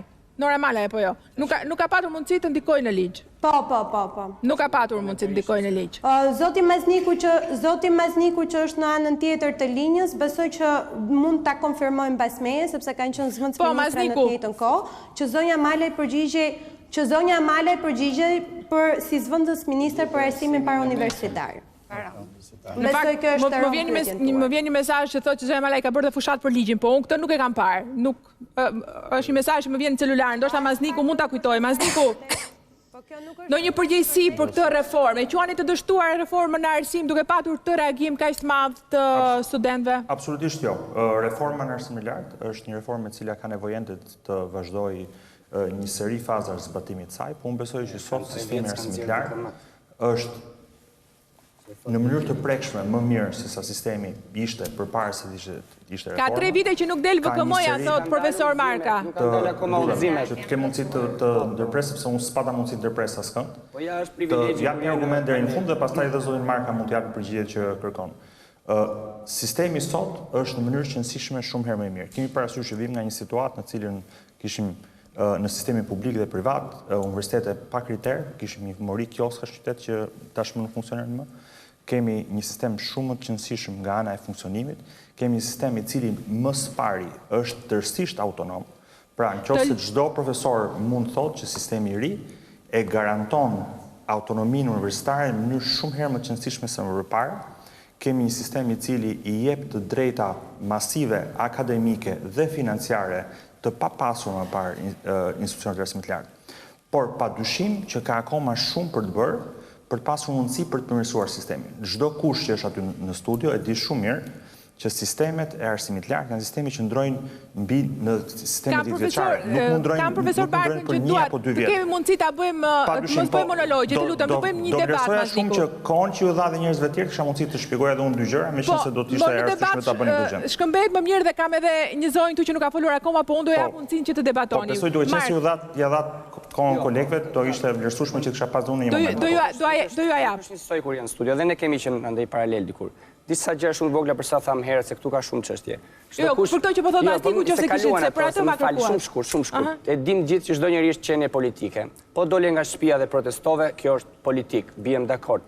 Koncepti jo politik i përdorur jo nga ne, por nga masa e studentëve në rrugën e Durrësit, përkthehet që partitë politike të mos përfshihen drejt për së drejtë në kuptimin e organizimit. Ose organizatat e ndryshme, apo jo? Përfshirë dhe toja, besoj. Okej, të lutem, nëse tim kërkoj fjalën për të bërë debat me Mazniku. Për ndryshe të vazhdoj fjalën ai. Kishte disa akuza, ta kërkova të lutem për zonjën Mehmetaj më përpara. Ne nuk kemi akuzuar, të lutem. Ne, dakord, po ndoshta unë më shumë, që janë përfshirë pak më shumë. Po një sekondë se hizën dhe akuza. Okej, për një për akuzat ti jap fjalën Maznikut atëherë se janë preva. Po të më kishte lënë do ta kisha thënë. Unë mendova se kishte një debat për atë që po thoshte me Maznikun. Nuk kemi akuzuar gjithë studentët e LSI-s. Unë i dua shumë dhe jam shumë i kënaqur që mbrëm studentët e LRI-s në fakultetin tim, që kemi qenë bashkë në protest, unë i respektoj, të lutem, se ka rëndësi, dhe është mesazh që japim për të bashkuar. Jepi një mesazh sa më shpejt. Mesazhet bashkohemi, ama nëse çdo forum partijak ka individ të dhunshëm, që ndoshta edhe nuk janë dhe studentë, se kush i njeh atje në gjitha të masë të madhe, i sjellin ndonjë labak që nuk është student, se një student nuk ushtron dhunë. Atëherë të ndajemi. Ta heqim çështën sepse kemi njohur që diskutojmë vetëm për këtë incident. Atëherë le të vazhdojmë Mazniku se e ndërpreva në mënyrë arbitrare, pasi mendova që ishte diçka për debatuar. Si një incidenti për cilën dhe studentët thanë që është i rastësishëm. Dhe nuk ka. Do dalin tjerë. Ska se të musulmoni ju protagonizmi që mund të shprehem. Ju mund ma hikni dhe ju ne jemi të edukuar, po të lëmë të flasësh, por ti nuk ti po merr protagonizëm. Secili për studentët thanë ishte rast. Ai incident është komplet në minorancë dhe nuk po do të asnjë fjalë. Organizata juaj është politike dhe kur thonë jo politik, do thotë jo parti. Ne nuk jemi parti. Ma keni bërë fushat politike, thatë që jeni e majt, do thotë keni një pozicionim ideologjik. Një organizatë studentësh nuk ka pozicionim ideologjik. Mos vjet asnjë manipulim politik. Edhe pse protestat në çdo drejtim kërkohet të shfrytëzohen nga lëvizjet politike. Nuk jemi të regjistruar as sekundi. Jo, ju lutem. Ju e thatë vetë reprezentuar si një organizatë të majtë. Kërkon të shfrytëzohet nga lëvizjet politike. Emrin e ka organizatë politike, atëherë si mundet... Emrin të dashur, më vjen keq koleg. Emrin një organizate ja vendosin themeluesit dhe ata që bëjmë pjesë në të. Ne ende... Ne jemi mbledhur këtu për të bërë marketing organizatës politike. Ne nuk kemi folur për protestën e studentëve, për mbajtje. Flasim për përmbajtjen e protestës apo do flasim vetëm për organizatën politike. Ju lutem. Do flasim për ligjin e do vazhdojmë Mazniku, të cilin e ndërpreva në mënyrë arbitrare, pasi mendova se kishte diçka për të debatuar rreth atyre që Mazniku tha profesor Marka, apo profesori kishte një ndërhyrje tjetër. Atëherë Mazniku, të lutem vazhdojmë bashkë edhe vazhdojmë pikërisht në mënyrë koncize. Atëherë, në mënyrë shumë koncize, reforma ka dhënë tashmë një pjesë frutave të saj, po besoj që ligji personel lartë ka ende shumë për të ofruar veçanërisht për pjesën e studentëve. Dhe unë besoj që a është zbatuar i plot ligji për arsimin e lartë, se kjo është një pyetje që më vjen nga studentët. Padyshim që jo. Siç dhe thash më parë, reformat e sistemeve arsimore, jo vetëm në Shqipëri, po në çdo vend botës, në momentin që zbatohen, kërkojnë një kohë të gjatë për të zbatuar në tërësinë e tyre, pasi sistemet arsimore janë shumë komplekse dhe ndryshojnë me një kohë pak më të avashme se një sistem që është më pak kompleks. Sistemi arsimor i cili përfshin një mori institucionesh, i cili përfshin vetë qeverisje nga ana e institucionit, i cili përfshin një set institucionesh dhe strukturash brenda universitetit, do të kërkoj kohën e tij që të ketë mundësi që të riformohet dhe të ndryshojë në mënyrë tërësore. Ama thelbi është që sot sistemet dhe universiteti është shumë herë më funksional se çka që më parë, por padyshim që ka akoma shumë për të bërë, lutem të mbaroj, ka ende shumë për të bërë në mënyrë që efektet e reformës të ndihen specifikisht tek studentët.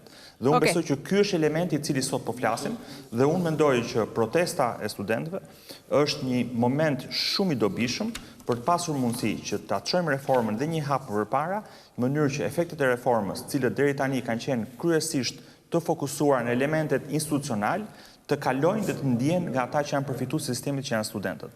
Dhe unë besoj që situata që ju keni në studio dhe që patët para pak sekondash, është treguesi më i qartë i nevojës për atë që sot kryeministri u shpreh, që është nevoja për të pasur një dialog të qartë me studentët, me ata të cilët janë grupi që ka nevojë për të pasur mundësi për të marrë një set ndryshimesh apo përmirësimesh në mënyrë që të kenë mundësi të përfitojnë nga ky sistem.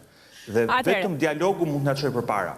Dhe vetëm pasja mundësisë që grupi i studentëve, të cilët kanë një seri shqetësimesh, pjesë e madhe e tyre shqetësime të qëndësishme, duhet ulin dhe të kenë mundësi të dialogojnë me qeverinë për të pasur mundësi për të arritur ato shqetësime që ato kanë, do pyesim studentët, pse nuk ulen të dialogojnë? Dhe disa gjëra më shumë se sa gjërat që vetë studentët kanë kërkuar.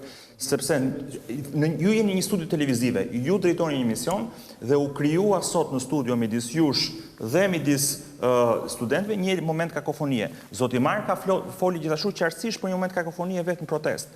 Si mund të ecim përpara në mënyrë që të zgjidhim eksaktësisht problemet që kanë studentët. Ka vetëm një rrugë, është dialogu. Meqense i kam studentët tu, ty pyesim, dua të më përgjigjet dikush. Se nuk pranoni të uleni? Kjo është një pyetje në fakt që më ka lindur shëtetën e kaluar kur kisha këtu zonjën Nikola. Dhe ajo tha, unë jam e gatshme, tërheqim VKM-n, studentët në pikën 5 vetë me shkrimdore na kanë thënë, jemi të gatshëm për grupe pune, qeveria ishte e gatshme për grupe pune, ju nuk u ulët. Nuk u tërhoqët as sot pasi doli kryeministri, nuk lat një takim kur do të sqarojeni, pse nuk e pranoni dialogun, pse nuk pranoni tuleni?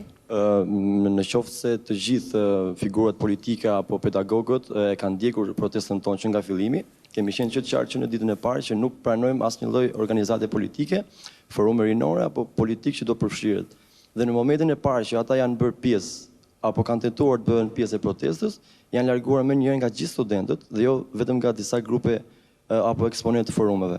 Pra, vlen për të theksuar që jo vetëm forumet rinore po mundohen apo janë munduar vazhdimisht këto 7 ditë ta ndikojnë atë protestë me ideologjitë e tyre, të marrë atë djathta qofshin, por edhe organizatat politike janë munduar të ndryshme. Tjetër akuzë për profesorin me sa po shoh, po ne te kaluam të tani, kaluam tek dialogu. Doja ta bëja akoma dhe më të qartë për është një përsëritje, po unë nuk do të përgjigjem. Jo, nuk është përsëritje, thjesht sepse ne nuk kemi gjë për të fshehur, kjo është thelbi. Nuk kemi asgjë për të fshehur. Jo. Deri tani kemi bërë një thirrje të qartë që të largohen dhe nuk janë larguar. Dhe kanë sjell, jo nuk ka patur tonë as pak. Sepse realisht organizata politike ka kohë që proteston për të njëjtat jemi thirrur që në fillim, kemi bërë thirrje që në fillim që të largohen organizatat politike. Po, jeni ju të forumeve që i kërkoni. Absolutisht jo. Mund të bësh. Atëherë me çfarë magjie, ju lutem, me çfarë magjie rrim ne aty? Ma shpjego. Ma shpjego, i dashur, përse ditën e mërkurë unë hipa në karige, hipa në... Se po të flasit të gjithë, po të flasit të gjithë, tu ka meru zime, se së mundin kështë përdorën studentët. Ate, ke një përgjigje, të lutem, si queshe? Unë quem Ergys, atëherë, sepse ju kam ftuar me shumë dëshirë që kemi opinionin tuaj, nuk ishte thjesht, sepse ju me njëri tjetrin keni një pakt, keni një kod tashmë, doni të jeni të gjithë bashkë, sa më shumë, edhe me si keni pranuar të jeni në studio. A bëjmë më pak po t'ikim neve, se se kuptoj këtë gjë. A nuk është më mirë t'jemi dhe neve? Ne, qa ke, më shumë? Në fakt në parimi sa më shumë aqë më mirë. Kemi bërë thirrje që nëse duan të jenë... Kjo nuk është protesta ime, është protesta e Ergysit dhe miqve ti. Ergys, se nuk uleni me qeverin, ju lutem. Duja jap, të kërkoj shumë djesë se s'ta kam dhënë fjalën deri tani. Atëherë, Ergys, nuk më mendoj kështu. Disa, një pakicë e vogël e mendoj kështu. Në qofë se ju jeni, po e drejtë, në qofë se ju në që jeni dhe juriste, mendoni që incidentin në qofë Incidenti që se i shqetëson studentët, ju shikoni që e rikthejnë ata çështje. Në qoftë se i shqetëson, mirë është që ta sqarojmë. Të ri janë i marrë atje apo ja? Ergys, të lutem, më kthe përgjigje për pyetjen që të bëra që të kemi mundësi edhe të vazhdojmë dialogun më pas me Maznikun. Pse nuk dialogoni me qeverinë? Ministre Nikolla, kryeministren apo institucionet? Kemi hartuar kërkesat tona mjaft të qarta, të shkruara e zeza mbi të bardhë. Dhe kemi bërë thirrjet goxha të qarta që nga dita e parë që ne nuk pranojmë negociata, nuk pranojmë grupe pune, nuk pranojmë asnjë lloj studente apo një grup studentëve të cilët do paraqitet te zyra e kryeministrisë apo e ministrës për të hequr si grupe pune për të negociuar në lidhje me kushtet tona. Ne nuk kemi një përfaqësi, jemi gjithë barabartë. Po si do t'i negocioni ato kërkesat që keni bërë, një herë 4, një herë 5, një herë 8? Sepse kërkesat janë shumë të qarta, janë shumë zbatueshme. Ultimatumi është vendosur. Pra nuk janë kërkesa, janë ultimatume. Kërkesa e cila meriton një përgjigje. Mund të bëjmë në duhet ta definojmë. Zoti kryeministër sot tha që kërkesat janë shumë të realizueshme, madje edhe më tepër se kaq, dhe nuk e shohim të arsyeshme se ku është nevoja për të bërë dialog në lidhje me këto. Arsyetimet janë bërë nga studentët dhe nga kërkesat e studentëve. Edhe arsyetimet e tjera nga profesionistë fushave tjera që thonë që për shembull ajo që kërkoni për GDP-n ju që të shkojë në 5% është thuar se e pamundur. Ekonomistë kanë dalë dhe kanë thënë që është e vështirë. Nuk është kaq e thjeshtë kjo gjë. Në 2014 për arsimin, për sqarim, parashikon që deri në vitin 2020 sheri, pra përqindja e GDP-s për arsimin të shkojë 5%, si pas edhe kërkesave të Bashkimit Evropian. Dhe ne jemi larg kësaj shifre gati me 30 deri 35%. Kështu që kërkesa atyre është thjesht qeveria të zbatoj programin që ka aprovuar vetë, kaq. Dhe është kërkesë, pra buxheti për arsimin është ajo që parandalon krimin. Nuk kemi dalë në shesh për të kërkuar premtime politike nga ana, tek rinia. Por jeni thjesht për t'u imponuar, nuk doni dialog, doni të impononi, 8 kërkesat tuaja. Nesër mund të jenë edhe 18, si do bëjmë ne të gjithë? Do rrim të presim derisa kërkesat tuaja të bëhen 28, 38. Kjo është pyetja e madhe. Kur të mbaroj kjo gjë? Ja kryeministri I plotësoi ato 8 kërkesa. Më pas çfarë ndodh? Do shtohen kërkesa tjera? Se këto ditë evoluimi ka qenë pak a shumë kështu, një herë 4, një herë 5, një herë 8. Keni përgjigje për këto? Mendojeni përgjigjen kam profesoreshën. Drejtësia e kërkesave. Të kthehem në atë diskutimin që doja të bëja. Gjithmonë kur ka protesta, është e pashmangshme që gjitha forcat politike do të tentojnë... Si e keni parë ju vete? Si u duket protesta njerë? Më ka pëlqyer qytetarizmi dhe biles kam parë deri në fund, kur ata mbledhin edhe mbeturinat kur iken. Do me thëmë pastrojnë edhe mjedisin ku kanë qënë. Dhe kam pasur shumë kulturë në dialogun që kam bërë me njëri tjetrin, pasimin e fjalës, mbështetjen. Çfarë shi ju kalon? Ka diçka mbrapa kjo protest apo është uragani shpirtit lirë si shta një nga... Në fakt, studentët që kam këtu. Po ushtrojnë një të drejtë tyre në themelore, në një 27 I kushtetutës ju lë të drejtën e tubimit, dhe ata po realizojnë pikërisht atë që u njeh kushtetuta. Dhe unë kam qenë studente në vitet 90-94, kam pas fatin domethënë të jem në ato ndryshime dhe ngjarje të mëdha historike për Shqipërinë, dhe është absolutisht, thash, e kuptueshme që të tentojnë të manipulohen nga forcat politike. Por ata kanë thënë gjithmonë, ka një mister këtu. Ne nuk duam të pranojmë politikën brenda nesh. Pra, kanë thënë gjithmonë që janë kërkesat të studentëve. Dhe për këtë arsye unë I mbështes me shpirt, sepse ne kemi pasur një rast të tillë ditën e racionalja çfarë në fakultetin e drejtësisë, një kolegu juaj vjen në student tek ne dhe thot gjen derën mbyllur nga studentët dhe thot ju drejtuesit e fakultetit po nxisni grevën sepse ju keni mbyllur dyert të fakultetit, pse s'na leni ty të bëjmë sim. Pra, ne na u desh që të tërhiqemi dhe ditën e premte unë vet kam thënë dera e shkollës të rrim hapur kush doj le ty brenda. Pse? Që mos duke një protest edhe manipuluar nga ne. Pra, të mbetej në sferën e studentëve, brenda studentëve. Dhe ato të luftonin... Universitetit janë të studentëve dhe studentët kanë drejtë, jo vetëm të blokojnë, por edhe të pushtojnë, siç ndodh në gjithë Evropën dhe ju dini shumë. Një studenti që ta dua ty në momentin kur shkollë. ata ndjehen të nëpërkëmbur, kanë të drejtë jo të mbyllin derën, por të pushtojnë universitetin. Dhe ju dini shumë mirë të gjë. Nuk doja që kjo protest të quhej I manipuluar nga ne. As I administratës është I studentëve, këtë nuk kemi kuptuar. Universiteti është I studentëve. Edhe vetë fjala universitas, ju e dini, ka fjalën univers bërë, ata janë gjithësia, dhe thot janë të shumëllojshëm, dhe universiteti është I tyre. Dhe ne thjesht duhet bindemi, kaq. Ndërkohë, po abërdohet dhe po të shihni në gjitha gazetat e ndryshme apo mediat sociale, do të gjeni atë listën e studentëve të shkruar në mënyra nga më të ndryshme. Dikush thot 5%, dikush 8%, dikush 10%, Unë duhet dikush 20%, pra edhe po doja fjalë të juve nga ana tjetër. Po jeni më pak. Ja, shife ke shekulli e ke. 8%. Unë duhet filloj. Fjala universitet do të thotë student dhe pedagog bashk. Dhe nëse ne me këtë studentët me që kemi dëshirë do shkojnë drejt anulimit ligjit arsimit lartë, as drejt asaj përshkohet, nuk ka asnjë arsye që pedagogët të rinë larg janë kontribues kryesor, duhet bashkohen mendoj bashkë me studentët në këtë kauzë. Kjo është kauzë për universitetin, këtu ka një dëshirë të madhe për ta quajtur vetëm të studentëve nga pedagogët. Momenti është I studentëve. Dakor, nuk të ndërpreva, po tani pse? Momenti është I studentëve. A kërkove zotëri të... Jo tani... Momenti është I studentëve. Të lutem, atëherë, Mazniku, kërkesat e studentëve, a janë të drejta? Nësë po përgjigjem, tani se ma morët fjallën. A janë të drejta apo jo? Unë besoj që kërkesat e studentëve kanë nevojë që të ulen para një dialogu me ato institucione cilat kanë mundësinë të zbatojnë ato, apo t'i kthejnë ato dhe diskutohet se cila. Të marrin fjalë që bie kërkesën e parë, e cila është kërkesa për punën e tarifave. Dhe unë besoj që kryeministri sot ishte shumë I qartë. Kur tha, a është e logjikshme dhe a është gjëja e drejtë për të bërë për të pasur një ulje 50% tarifave, apo ka drejtësi më shumë në faktin që ato studentë që janë me 9 dhe 10 të kenë mundësi që të kenë një tarif zero, ta kenë akoma më të ulët, jo 50%. Dhe a mos do ishte më arsyeshme që ata familje, cilat studentë që vinë nga familje nevojë, ta kenë tarifën sërish zero. Dhe prapë është pyetje për studentët, a është mirë që një student I cili vjen në shkollë nuk performon shumë mirë, performon me 6, me 7, të ketë mundësinë që shoqëria e gjitha ti pagoj dhe këti studenti cili nuk lodhet ai shumë, rri shumë. Se kemi studentët llogaritë bëjmë veta, i kemi këtu në qoftë se na thonë se çfarë shpenzime kanë. Dhe këti të vendosi kush do ta marrin fjalën që ta thotë për shpenzime.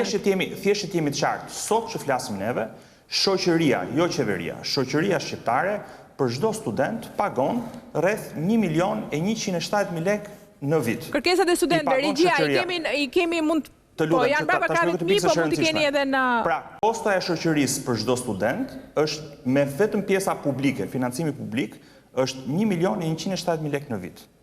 Tani, një pjesë e madhe e studentëve pagojnë diçka më shumë se kjo. Pyetja është, a duhet shoqëria të pagojë në mënyrë të barabartë edhe për studentin e mirë, edhe për një student i cili vjen dhe nuk është shumë mirë, edhe për student varfër? Unë besoj që është e drejtë kemi një diskutim me studentët për të pasur mundësinë që ta kemi për studentët e mirë. Ka student që mund të bëjnë pyetje të drejtë për drejta. Po patjetër. Okej, të lutem regjia, dua të dëgjoj pyetjet edhe në studio, po. Ervin Dalipi, Fakulteti Inxhinierisë Matematik Fizike, Universiteti Politeknik i Tiranës. Sa për pyetjen tuaj që do bëhet shtesa apo jo kërkesave, 8 kërkesat janë të qarta. Dhe ato kanë dalë si nevojë e studentëve, jo si një program politik. Kërkesat i kemi këtu. Tani ajo nga 1 deri te 8, gjithë kërkesat. Ai është një njerëz që është marrë me reformën e drejtësisë, me reformën e arsimit, ju e dini shumë mirë, dhe keni këtu edhe për të bërë pyetje konkrete apo ankesa konkrete nëse keni. Drejt për drejt.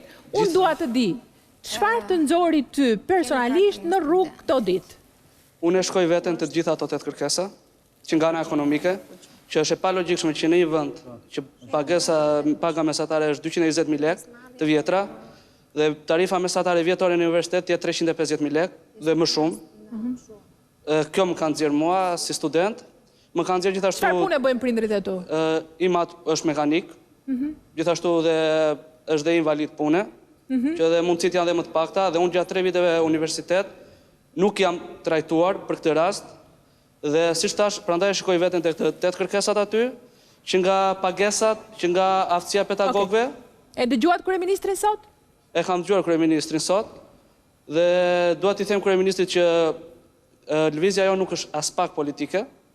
Nuk dua të qëndrojmë te këto komente, se kemi mundësi do t'i bëjmë me panelin ato komente. Po, pyetja që do t'i bëj unë zotit Mazniku është, pse duhet bëhet kategorizimi studenti mirë dhe studenti keq?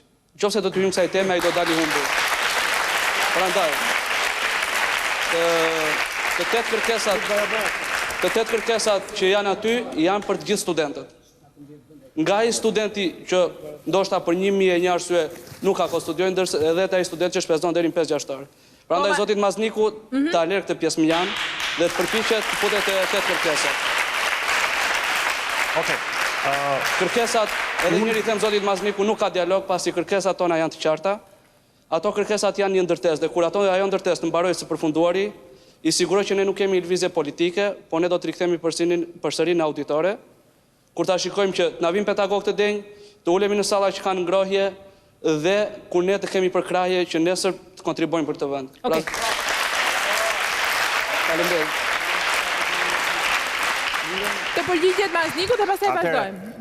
Mazniku, sidomos e pjesa e parë. Jo, besoj që ka shumë të gjëra drejta në ato që djali tha, përsa i përket pjesës së gjetjes mundësisë që të gjithë studentët kenë mundësi të ndihmohen.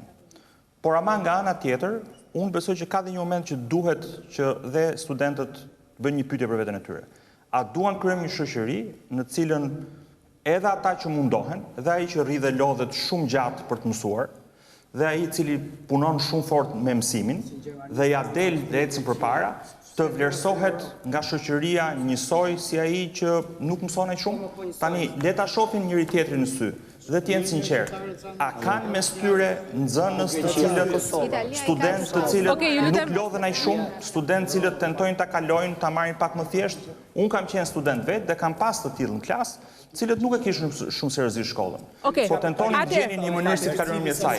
Tani pyetja është, a duam t'i mbështesim të gjithë njësoj, apo vlen mënyra që t'i mbështesim disi të gjithë studentët, pra t'i mbështesim të gjithë studentët disi, por ama ata që janë më të mirë, t'i mbështesim pak më shumë. Mazniku, oponent nga studio, të lutem. Si djali që foli, A duhet ndoshta ta mbështesim më shumë se dikush tjetër?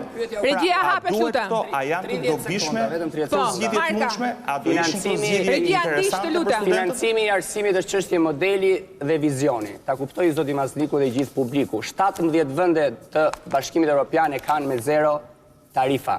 Greqia në rajon 0 tarifa. Në Kosovë 25 euro për semestër. Në Sloveni 0 tarifë. Dhe shumë shtete tjera nuk e kanë me 0 tarifa, po e kanë me tarifa të shtresëzuara sipas e fundit. Një, i kemi bërë, kemi ju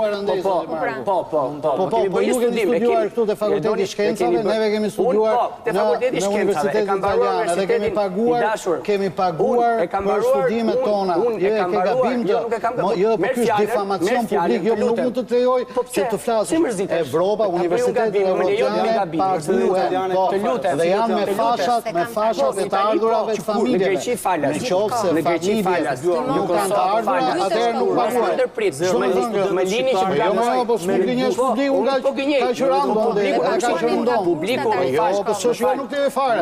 Jo më falë ti. Kjo është absurdi që u e fare. Po jo më nuk acarojnë me amacaruar vetë kur gjenjë një gjenjështër. Por unë kam paguar, zotëri, vitet tëra, studimet e mija nuk mund të të... Po jo s'besoj se ti po t'i thet kundër të publiku. Të lutem, ky është një gabim nga një gabim i rënd që kur gënjen në publik, pik, kaq, Evropa i ka kështu, 17 shtete në Europë, më lita për fësasari, që do ka shumë fjallës, me vëndë një budget jarë zakonë, një gjë ka të vogël teknike. Zotëria, unë e respektoj, ta marri fjallën dhe të kundështoj. Po edhe ju Mazliku, ju lutem, po shpëm ka kofonisë. A ideali atje, që a ideali, me plagën minimale që ju thatë, kemi bërë një studim.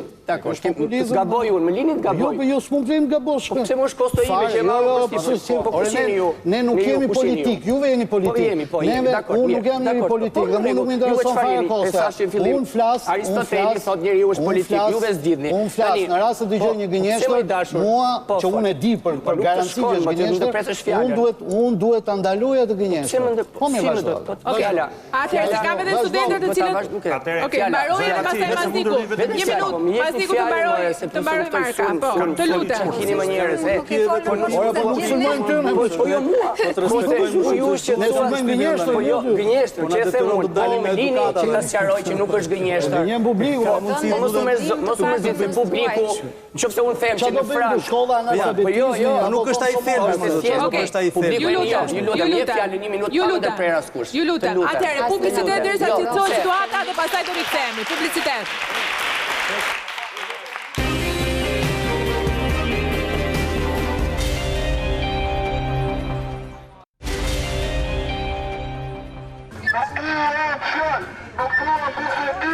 Nuk duam fjalë, nuk duam bisedime. Ne kemi kërkesa, presi vendime. Ne kemi kërkesa, presi vendime. Sy tek ne, e gjithë Shqipëria.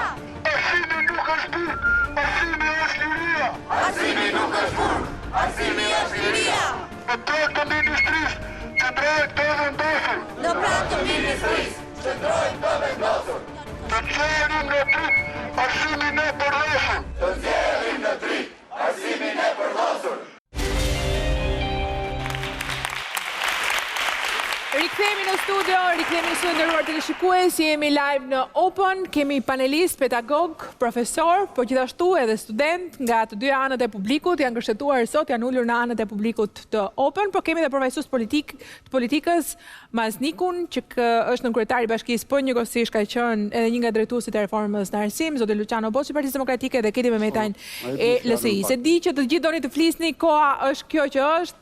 Duhet jemi konċiz në ndërhyrje jo përsërita, sepse realisht jemi të shumë që duam flasim, aq më shumë edhe studentët, po. Përpara se të filloni, profesor nderuar, ka disa kohë që më kërkon nga kjo ana tjetër një student fjalën. Tani, dua të flasim për disa gjëra konkrete bashk, apo jo. Dua të di, cila është arsyeja pse ti proteston sot? Dhe dua të di çfarë shpenzime është ke ti gjatë ditës që shqetësojnë këto tarifa. Do doja sekonda që thoya diçka. Atere, përshëndetje, unë jam Elvisi, student i Fakultetit të Drejtësisë. Okej. Atere, si shikoni unë prej 6 ditësh, gati një javë jam prezent në protestë, dhe që shikoni nuk janë shtëruar akoma energjit dhe as zëri. Edhe zërin e keni mirë, po. Dhe unë do thoja për sa i përket pjesës që kërkesat tona nuk janë thjesht ekonomike, por edhe politike. Për sa i përket pjesës ftesës së kryeministit për dialog dhe negociata, unë shtoj një pyetje. Përse duhet të negocioj për drejtën time kushtetuese, po flas, që vota ime të jetë e barabartë me votën një pedagogu kur ne votojmë për dekanatet dhe për rektoratet. Vota jonë është 10%, po marr shembull Fakultetin e Drejtësisë, 10 do thotë që ka mbi 6.000 studentë, që do thotë vota e 6.000 studentëve është 10%, ndërsa vota 80 pedagogëve është 90%. Bazuar kjo në shifra do thotë që vota e 6.000 studentëve është e barabartë me votën e 8 pedagogëve. Dhe gjithçka unë të thoja, do shtoja tjetër, është që duhet t'ia drejtoni një pyetje dhe zëvendës dekanës që ndodhet aty, në cilën ne të një rregullori ose kodi është e shkruar që obori fakultetit, që në akuzojnë që ne shkojmë në kafe, ku obori fakultetit nuk ka asë një stol dhe është kthyer një parkim privat. Obori fakultetit është një hapësirë publike për studentët dhe jo një parkim privat ku pedagogët mund vinë dhe të vendosin veturat e tyre dhe makinat e tyre luksoze.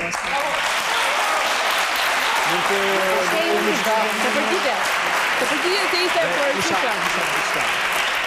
Okej, pa ovacione se na marrin minuta ovacione. Ishte pyetje drejt për drejt dhe jo, përgjigjem drejt për drejt. E para oborin nuk parkojnë pedagogët, është vetëm administrata drejtuese, do me thënë dekanati që mund të parkoj. Dhe është 1/3 e oborit që zihet nga parkimi. Pjesa tjetër është projektuar për të pasur dhe stola edhe vënde për vënien e bicikletave nga studentët. Projektuar, në 3D keni edhe ju? Jo, se keni. Janë projekte dhe tendera që do të bëhen. Investime vëlla, si bëjmë ne? Nëse ke një mundësi për të përgjigjur studentit. Pjesa administrative që është në cilën nëntë rregullores e dispozon që thotë që obori mund përdorë si parkim privat. Nuk ka rëndësi administrata për kush është aty. Ajo është hapësirë publike. Atëherë, të lutem, tarifat apo parkimi të nxjerrë në protestë? Unë do të thoja që një kampanje kryesore. Tarifat apo parkimi, apo vota, çfarë të kanë nxjerrë në protestë? Profesor do ja. Unë besoj që janë gjitha, po unë besoj që sistemi u përmirësohet nga brenda, duke motivuar pedagogët e mirë që të kapin dhe pozicione drejtuese, se çfarë ndodh në këtë moment kur thash unë kur pedagogët kanë 90%. Mund të pyesni dhe zonjën që është aty, se sa vite ka në poste drejtuese, që ndodh që një rreth pedagogësh bëhen nga përgjegjësit e departamenteve në dekan ose zëvendës dekan dhe promovojnë veten mandat pas mandati. Janë të njëjtë ofertën e kryeministrit, se duhet duar dhe ofertën e mandatit dhe tani. Të njëjtët njerëz. Studenti kapi një element shumë të rëndësishëm. Okej, qëndro aty. Kapi një element shumë të rëndësishëm, një nga pikat e këtyre e kërkesave që është tregues se pse këto çështje duhet diskutohen. Sepse në radhë parë neve duhet shikojmë sa prej tyre janë të drejta dhe të realizueshme dhe sipas modeleve, sepse ti mund të kërkosh sot një gjë që nuk ekziston. Asnjë universitet në botë, tha kryeministri, nuk e ka këtë gjë që kërkon. Kryeministri tha për bordet e administrimit, më fal. Studenti kërkon të rrisi peshën e studentëve. Në asnjë universitet nuk funksionon që studentët të votojnë në mënyrë direkte për rektorin apo dekanin, por studentët kanë të drejtë të votojnë për përfaqësuesit e tyre në senat, në këshillat e administrimit dhe në të gjithë këshillat e departamenteve. Dhe pastaj këta votojnë për dekanin. Më fal. Dhe pastaj, ma thua universitetin në 10% po në Shqipëri. Dhe studentët, këta studentë të zgjedhur, pastaj, kanë votën të barabartë me çdo pedagog. Më kuptoni? Ky është modeli. Pra ju votoni që nuk ekziston në botë ajo që kërkon 50% të votave, po ai sa kanë pedagogët. Unë dua prapa videollit, regjia të lutem, çfarë ka ofruar kryeministri Rama sot? Të njëjtë pedagog thjesht kanë promovuar. Sot studentët kanë 10% të bagazhit të votave për rektorin apo për dekanin dhe 90% e kanë pedagogët. Juve kërkoni që ta kaloni nga 10 në 50, pra pesha e votës suaj të jetë 50% dhe 50% të jetë pedagogët. Të lutem. Atëherë të vinë dhe studentët të mësojnë studentët. Studentët bëhen rektor. Do të bëjë një serim. Vetëm tu s'ka skolastik. Shumë e ungënje edhe kjo është drejtë.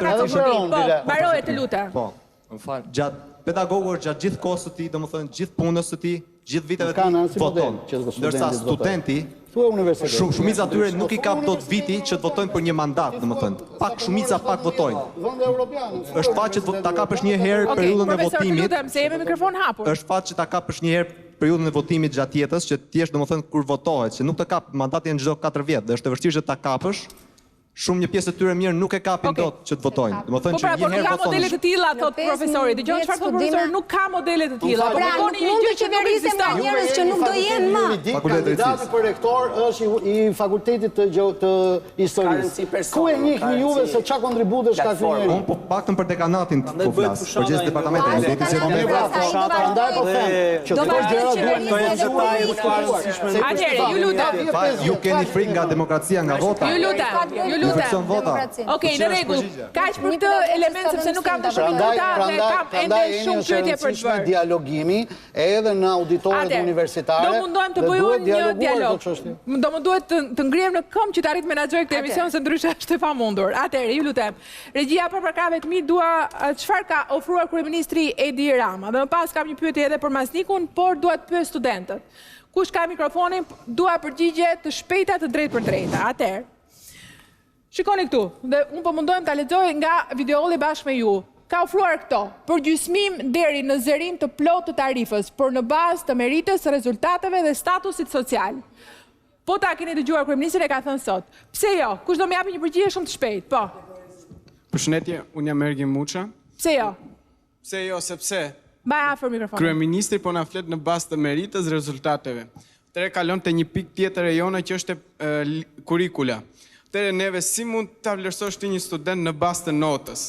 Sepse studenti në bazë të kujt ofrohet? Sepse neve nuk kemi kushtet e dhura që t'japësh atë çfarë je, sepse ne po riprollojmë.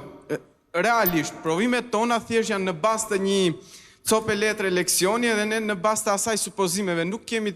Ju po thoni nuk keni laborator, nuk keni biblioteka. Çfarë notash na vini kur ne nuk kemi mundësi? Në bibliotek mungojnë. Domethënë si mund që të po edhe ai studenti shembullor në të njëjtat kushte ndodhet, besoj apo jo? Po në të njëjtat kushte është tjetër që të mësosh përmendesh që ta vendosësh provim. Ajo është nuk ka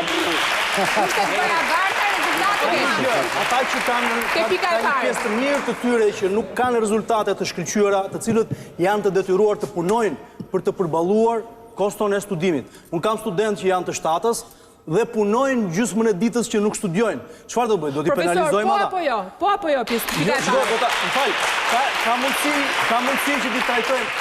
Kjo për mua, me gjithë respektin, kjo është një tentativë për të përçarë, po themi studentët. Edhe termi grupi, do flas me atë grupin e studentëve të cilët janë të interesuar, apo do t'ja japim atyre që kanë këtë element, apo atë element është një tentativë pikërisht për t'i ndarë këta studentë, për të thënë shiko, mua më ka futur ai, ti nuk je. Dakor, studentët duhen trajtuar si një kategori e plot, e tërë. Okej, Marka. Kaq. Po diskutohet për vizionin e financimit dhe studentët që u shprehen, që nuk i njoh, bashkë me ne, janë për konceptin që arsimi është e mirë publike. Pavarësisht se çfarë statusi social vjen, që do të thotë, të lutem, vetëm ju lutem, mos më ndërprit. Ju lutem. Nuk ka minuta as për lutjet, Marka, as për këtë nuk kam. Po benefiti. Është vizion, është model, ka shumë vende në botë që e kanë kështu arsimin publik falas dhe paguhet me taksat që do ju merren korporatave dhe zgjidhet duke rritur ato shifrat e para 5% GDP-s, sot arsimi i lartë e ka 0.4%. Është skandaloze, e kemi thënë 1000 herë, universiteti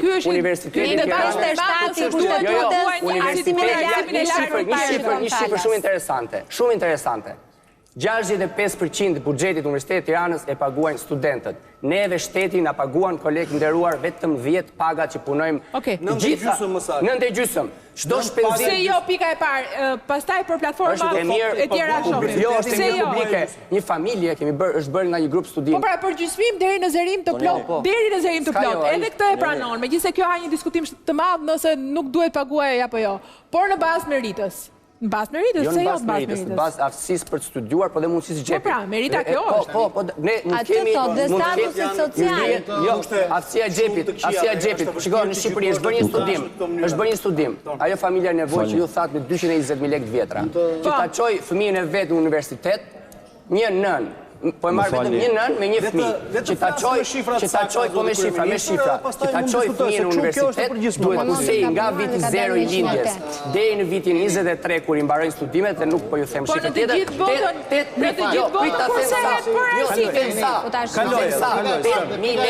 8.000 lekë të reja, ose 80.000 lekë vjetra, ti heqi nga rroga 220.000 lekëshe çdo muaj, nga muaji i parë që lind fëmia. Jo, për këtë atëherë është pika e dytë, bursa për studentët që kanë rezultate të larta akademike, financim për përmirësimin e kushteve në konviktët e tjera. Ka qenë gjithmonë bursa sot vetëm kategorive që janë në fund fare, fëmijë ekselent ka qenë gjithmonë. Keni ndonjë gjë kundër bursave pikës dytë? Në lidhje me pikën e parë, duhet ja bëjmë qartë zoti kryeministër, sepse ka miratuar vetëve këmën në lidhje me bursat në vitin 2016, ku pika e parë është pika kryesore për përfitimin e bursave, që thotë deri në zërimin e plot tarifës, personat cilat kanë statusin e ndihmës sociale apo statuse të tjera, siç e ka parashtruar edhe. Po, pra atë nënën që po fliste fëmijën dhe asaj nënën që po fliste ajo sot nuk merr bursë. Është një nga ato që ofron kryeministri. Bursa për studentët që ka rezultate të larta dhe në bazë të statusit. Nuk mund t'ja lëmë në dorë argumentimin vetëm një personit vetëm, sepse e kemi thënë që nga fillimi sepse nuk kemi përfaqësues. Atëherë. Dakord apo jo po pyes ty të lutem. Dakord apo jo me dy pikat e para, mos më merr minuta. Një pyetje, por në bazë të meritës dhe rezultateve. Një pyetje kam unë. Si mund ta marrim të mirëqen meritën kur asnjë fakultet e marrim të mirëqen që shumica le të themi 80% e fakulteteve nuk i kanë kushtet e ushtrimit meritës. Pra, nëse unë jam një student i juridikut i fakultetit të drejtësisë dhe jam në vitin e fundit bachelor, unë nuk kam marrë pjesë në aseancë gjyqësore të udhëzuar nga vetë fakulteti. Okej, se kjo është një përsëritje e asaj që po thoshim. Është goxha, është temë për debat. E kemi të pamundur të ushtrojmë meritën, po thonim.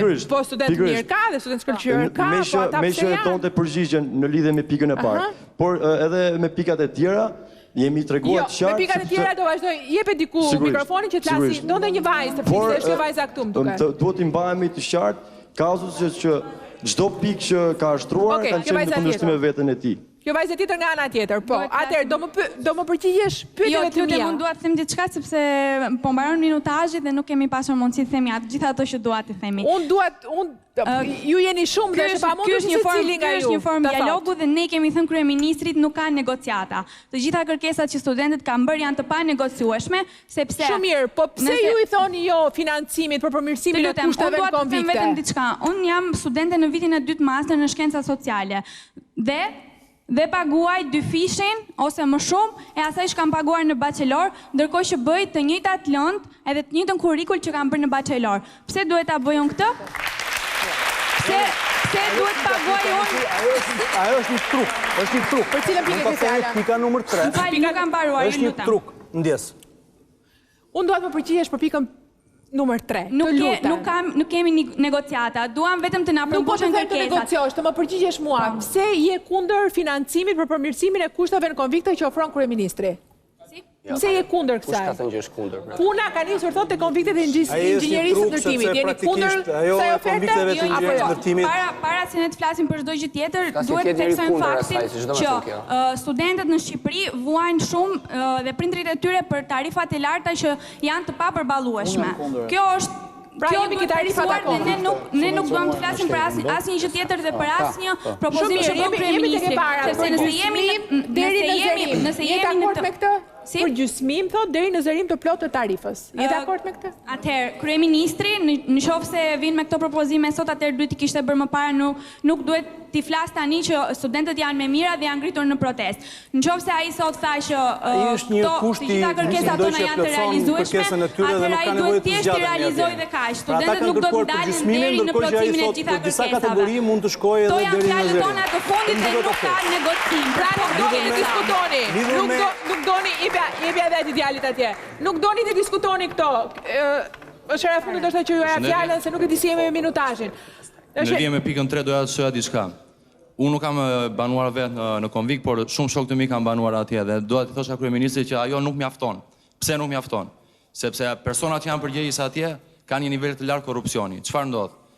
Studentët që regjistrojnë në konvikte në vit të parë, ata zakonisht i lënë o në katë 5 ose në katë parë. Dhe për t'i lëvizur katet, ata i marrin rishfet. për t'i dhënë një batanie apo një dyshek më të mirë, persona marrin rushfet. Prandaj ato pika nuk janë të mjaftueshme. Ato çfarë kemi paraqitur ne janë të mjaftueshme. Mazniku, e dëgjon këto dëshmi të studentëve? Ato janë të panegociueshme dhe nëse unë i them diçka kryeministrit, që rinia është pjesa më vitale e këtij kombi, është shpirti, forca dhe morali i saj. Dhe nëse ai nuk i pranon ato 8 pika, vitaliteti jon dhe energjia jon për pak ditë ka për të përplasur me dyert e kryeministrisë dhe atje nuk do të jetë mirë për të. Modeli jon janë studentët që jetojnë në vjet. Kauza jon është një Shqipëri më e mirë, një arsimim më i mirë. Koha është tani. Ndryshimi do të vijë shumë shpejt. Faleminderit. Okej. Mundon të them diçka. Me pikën 3 unë e di sigurt. Ka njerëz, ka studentë që nuk kanë folur, kështu që ju nga dy herë. Është sigurt që investimi në qytetin studenti, në vitet e fundit, qytetin studenti flas. Nuk flas për 2 godinat apo 3 godinat e njëjtës ndërtimit, me të cilat është bërë punë me paratë të qeverisë gjermane. Dhe është një projekt që ka filluar që në 2007-2008 me disa ndërtesa tjera publike dhe ndërsa në qytetin studenti, ku jeton pjesa më e madhe e studentëve, përfshirë dhe ata të Universitetit të Tiranës, investimet në të paktën në 4 vitet e fundit apo 5 kanë qenë 0. Okej. E kuptova, megjithatë ka një projekt. Profesor, Mazniku doja një përgjigje dhe do ta jap. Unë besoj që mos merrem gjatë atij mundësi të argumentoj se cilin për pikave, fakti që ka një debat mes 4 pedagogëve cilët vinë nga fusha ndryshme, njërin për tyre vetë studentët quajnë marksist, tjetri është qartësisht i krau djathtë, dhe fakti që ka një debat vlen argumenti që bën sens që të kemi një dialog të gjerë për këtë çështje. Një dialog me studentët, të cilët kërkojnë në mënyrë specifike disa probleme tyre. Unë besoj që në këtë moment elementi kryesor që studentët duhet të kenë parasysh është në qoftë se studentët kanë si synim, ashtu si një pjesë e tyre thanë sot, që duan të zgjidhin 8 kërkesat e tyre, apo jo vetëm ato 8, po ndoshta edhe 2, 3, 4 të tjera, të cilat janë të rëndësishme për jetën e tyre. Duan të zgjidhin, nuk duan të dialogojnë, as duan fare t'ia dinë, duan zgjidhje. Rruga për të zgjidhur ato është dialogu. Nuk është për ta dialog, jam të qartë.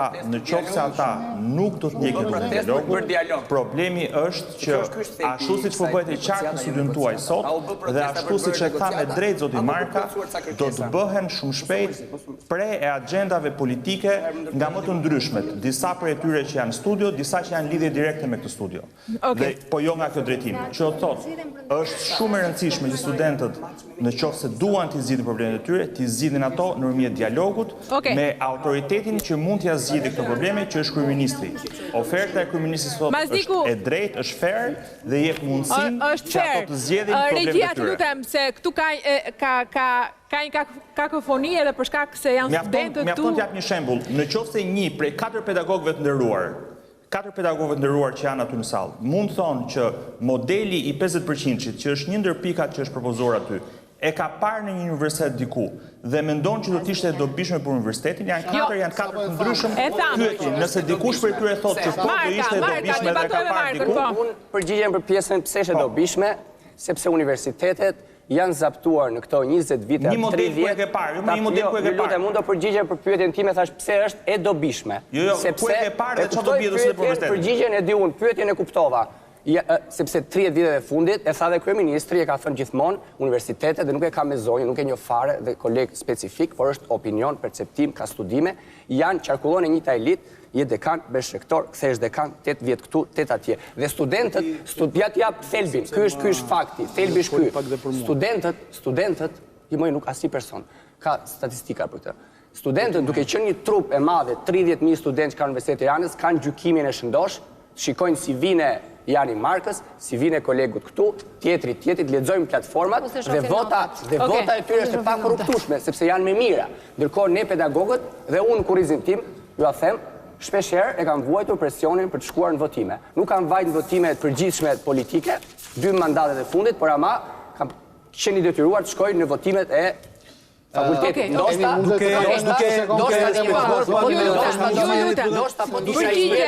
se ju përgjigj Mazniku e tuve? A e ka parë diku një model të tillë? A e ka parë diku një model të tillë?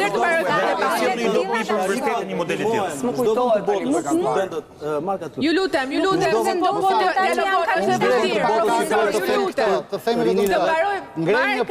të mbaroj me Maznikun. Dhe ngrem një pankart. Çdo studenti, vetëm se është student, në fund të vitit shteti duhet i japi 100.000 euro. Ma do qefi t'ja bëj, që i një mojnë dhe dhe. Po këtë e absurditetet, këtë e në eufemizme, do në bë.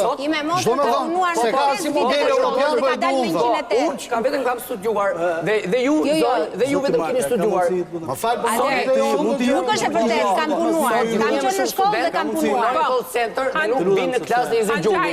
Ale për studiuar, asë Mazniku, të lutem, merë dhe përgjigjen Anxharit dhe kam qenë. Duke e respektuar zotin Mazniku për faktin që nuk ndodhet këtu dhe nuk mund të debatojmë ashtë për faktin sepse është në studio tjetër, por kjo nuk jep drejtën që të gjykojmë mbi baza ideologjike, duke tentuar këtu që të fusi edhe spica dhe përçarje. Ne nuk jemi këtu për bindjet ideologjike, ne jemi këtu për bindjet tona lidhur me këto 8 pika, zoti Mazniku. Dhe ju shprehet pak më parë dhe ju dini që e kundërshtojnë gjithë kolegët e Universitetit të Tiranës faktin që në Universitetin e Tiranës nuk ka autonomi. Është autonomi, është njësoj si që ishte barazia në kohën e Enver Hoxhës, që ishte barazi në Varfëri dhe në Mjerim. Ndërsa autonomia tani është një autonomi falso, sepse ju e kontrolloni me anë të bordeve. Gjitha universitetet e Shqipërisë, universitetet publike, ju i kontrolloni nëpërmjet bordeve. Dhe nuk mund të abuzoni dot me këtë. Universiteti i Tiranës ka 2 vjet që nuk merr dot vendime administrative financiare. Është një bllokim i plot dhe ju e dini shumë mirë këtë. Dhe fakti që zoti kryeministër ka thënë aty shkarkimi gjithë anëtarëve të qeverisë në bordet e administrimit do thotë që e ka ndjerë dhe ai këtë lloj ngërçi. Dhe kjo, dhe unë them edhe këtë gjë. Kjo që po themi ka mundsi, jo nuk e ka de jure, po de facto e kanë çfarë. Këto tarifa 1, mund të them këtë tarifa. Lutem, më lejoni të bëj këtë zhurmë. Lutem, se unë po debatoj me zotin Mazniku, jo me ju. Po jam do të debatoj me Ka mundsi të them këtë fundit. Se debatojmë tarifa është një dhimbje koke. Mund ta themi tarifa që i dojnë shprovimet është një dhimbje kokës. Tarifa vjetore, mund të themi lutem, edhe 30 sekonda. Tarifa për riprovimet është dhimbje koke, është simptom. Tarifa vjetore është temperaturë, është simptom. Njëra nga këto tjetrat, kushtet e vështira e tjerë, këto janë zverdhje dhe këto janë simptoma. Duke e dhukën këto, janë simptoma të një sëmundje që quhet ligji për arsimin e lartë. Pik. Dhe nuk është grip, është tuberkuloz. Është tuberkuloz. Ligji është ligji më i keq që është konceptuar, nuk e them me qëllimin e keq, por është konceptuar keq, i cili ka bllokuar sistemin e lartë në Shqipëri praktikisht. Unë besoj që publik të pak privati që operon me të lutem, se nuk ka më minuta, ju lutem. Gjithë kolegët mund ta debatojnë gjatë. Unë besoj që profesor Romeo nuk ka gjithë nëse do të mendonte ai që ishte e dobishme për universitetin. Këtu ku jemi pikërisht për shkak sepse ligji për arsimin e lartë nuk i lejon universiteteve të bëjnë politikë sociale me tarifat sepse varen nga tarifat në mungesë të financimit, varen nga tarifat mungesë të financimit, ndërkohë që autonomia është në dorën tuaj. Jo, nuk është ashtu. Ato ishte mirë, si mendoni juve, mendimin tuaj? Si mendoni, ato ishte dobishme zoti Romeo? Po, zoti Romeo, a mendoni që ishte do ishte dobishme 50% që i studentëve? Jo, lere meritë më njëri. A do ishte dobishme apo jo? Çdo vend i cili ka respekt për rinë e vet, subvencionon, sidomos në një vend të mirë siç jemi ne, me këto kushte mizerabël ekonomike. Nuk ka rëndësi 50% apo 40%, zoti Mazniku, mos u kapni me shifrat, edhe që parë folët me 1.100.750.000 e kudur. Është një shifër e cila tenton pikërisht të manipulojë mendjet e njerëzve. Publicitet. Në Shqipëri që son 7 milion lekë.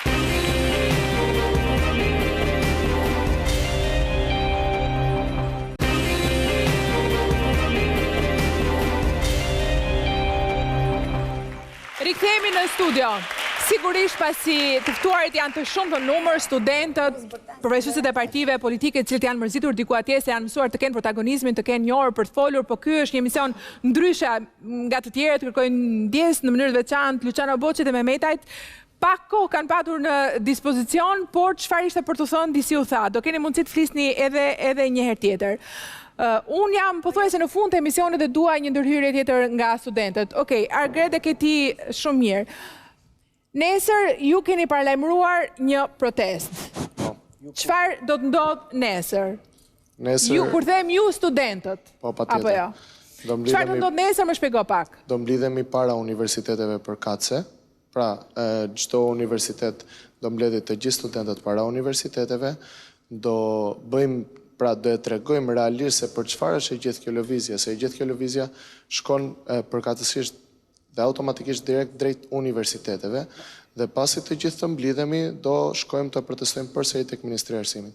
Ai çfarë unë doja të bëja thirrje është që të merremi me parimin, të mos merremi me vogëlsirat e momentit.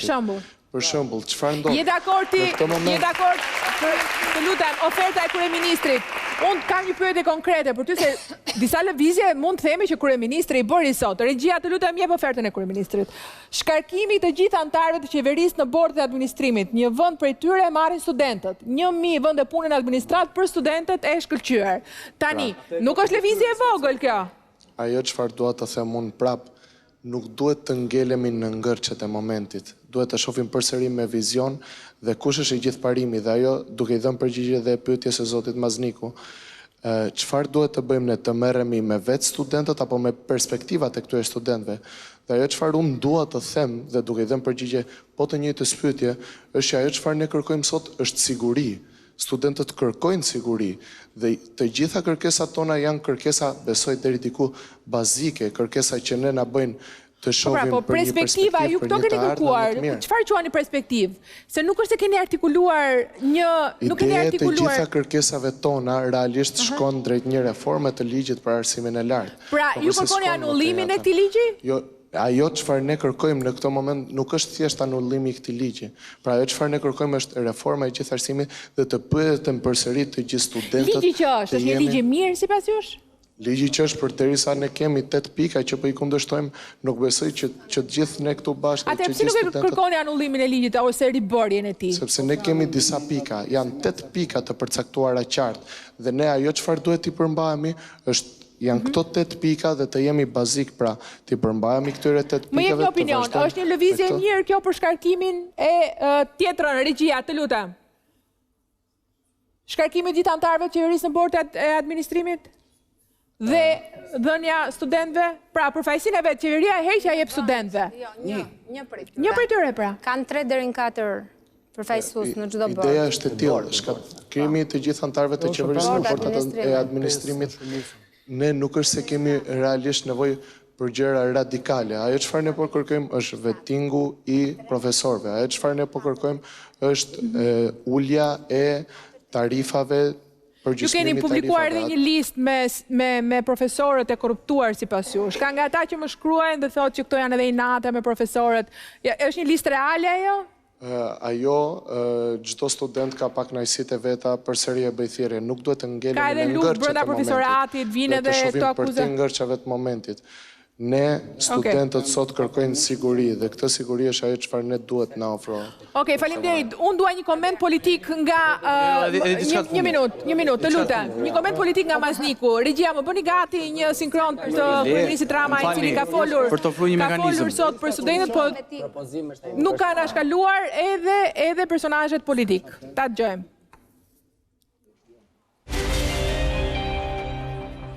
Unë jam me çdo student, dhe do t'isha aty si një student që është aty për veten e tij, jo për Lulin, jo për Monikën dhe jo për komshinjt,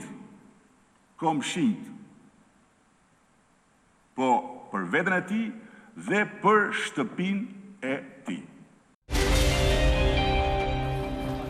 Mazniku, Luli, Monika, komshinjt. Tani, duke sikur kemi një parti politike të tretë që nuk e njohem. Kush janë komshinjt? Unë besoj që kryeministri ka qenë shumë i qartë dhe studentët duhet ta lexojnë qartësisht mesazhin e kryeministrit. Jo, kush janë komshin që ta lexojmë ne një herë, pastaj studentët. Nëse ata duan të zgjidhin problemet e tyre, ato të pika, rruga është e qartë kalon nëpërmjet dialogut me qeverinë. Dhe sepse qeveria është mandatuar nga sovrani për të zgjidhur problemet e qytetarëve të tij, përfshi studentëve. Kush janë komshin? Dhe rruga më e mirë është kjo punë, në qoftë se atëherë nuk do të shkojmë në rrugën e dialogut, me shumë gjasa, se cili për këtyre personazheve që qartësisht kryeministri quajti Luli, Monika, komshinjt, do të jenë aktorë të cilët do ta uzurpojnë protestën dhe do t'i nxjerrin asaj pjesën e sinqertë të ndryshimit të situatës për studentët. Dhe studentët duhet sot të reflektojnë. Në qoftë se kërkesat e tyre janë gjenuine ashtu siç kemi dëgjuar. Të lutem, e lëm propagandën se nuk ka më minuta jam në fund. Kush janë komshinjt? Ke ndonjë ide? Vetëm 30 sekonda, ma leni. Shikoni pak kryeministri. Ke ndonjë ide ti kush janë komshinjt? Ja e kam unë. Kryeministri. Të lutem pra fjalën unë. Kemi bërë të pak. Ngelës, si e para, Aja. E dyta, Bëja, anulloj VKM-n. E treta, e janë të bëjmë dialog. E katërta, du ju plotësoj disa kërkesa, ju lutem, e janë të bëjmë dialog, të mos ketë protest. Nga arroganca maksimale dhe siguria që në këtë vend nuk ka më protesta, janë harruar, tani jemi dhe rrezikohet, edhe qeveria pse jo, mund të rrezikohet nëse studentët bashkuar me qytetarë, vinë dhe banorët e Astirit, se ne edhe na akuzuan, ne s'kishim lidhje fare, u di unë, dhe ata që djegin goma. Platforma politike. A ka një rrugë tjetër përveç dialogut? Platforma politike, ju po thoni që e drejton po tash e drejton marka në internet, se cili është Jo, Marka, nuk ka si po e drejton bisedën. Po tani po flitet Astiri, politika. Okej. Vetëm për studentët s'më flas. Ja, studentët po flasin vetë. Ftojnë në një minutë tjetër përveç se kësaj. Kemi një memorie, a kemi Ne nuk kemi lidhje as me parti, as me komshi. Nesër në shesh, ju tregojmë juve se edhe ati që foli, forcën e studentëve. Okej. Andaj, kjo garanti, nesër... Edhe nga ne që keni rrogat larta. Unë nuk kam minuta, e kam të pamundur të vazhdoj më tepër, ndryshe Top Channel do më sfumojë se i kam mbaruar gjitha minutat. Do na sfumojnë, do jemi në blek. Në vitet 90, studentët u pritën nga presidenti dhe ministri i arsimit i asaj kohe, me një delegacion ku ishin studentët që folën. Nuk e kuptoj. Në vitet 90. Marka, ti do jesh në protest. Çdo gjë dialog tash. Kemi pyetje. 4 vjet plus 6 vjet. Ata nuk bën dialog. Nuk kanë bën dialog. Nuk kemi përfaqësi.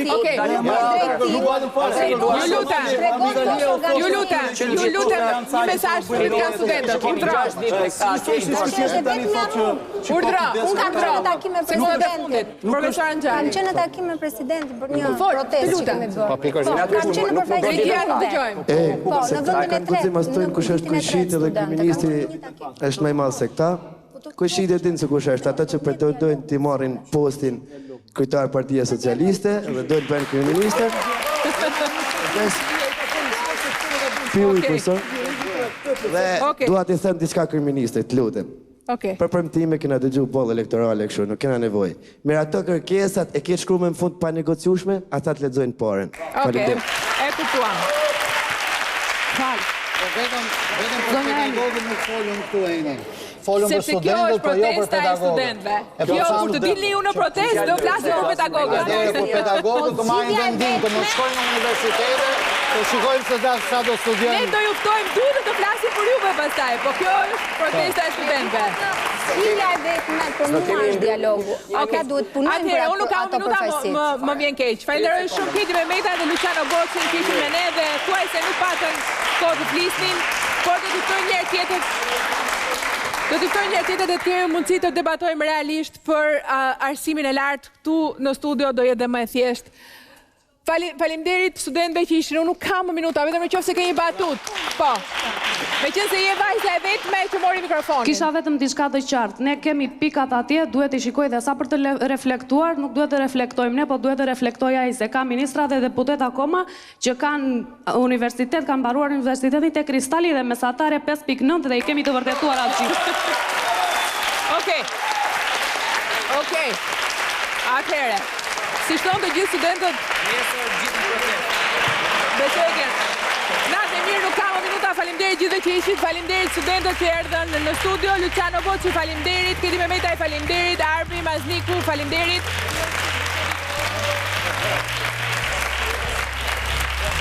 Qëndroni nesër me Top Channel, Alban Dudushi ndoshta do të ketë një ekskluzive të rëndësishme për Top Channel, në qoftë se do të pranojnë studentët të debatojnë me kryeministrin, ndoshta nesër në mbrëmje, nëse ata sigurisht do të jenë të hapur për të ulur dhe për të folur. Natë e mirë gjithëve.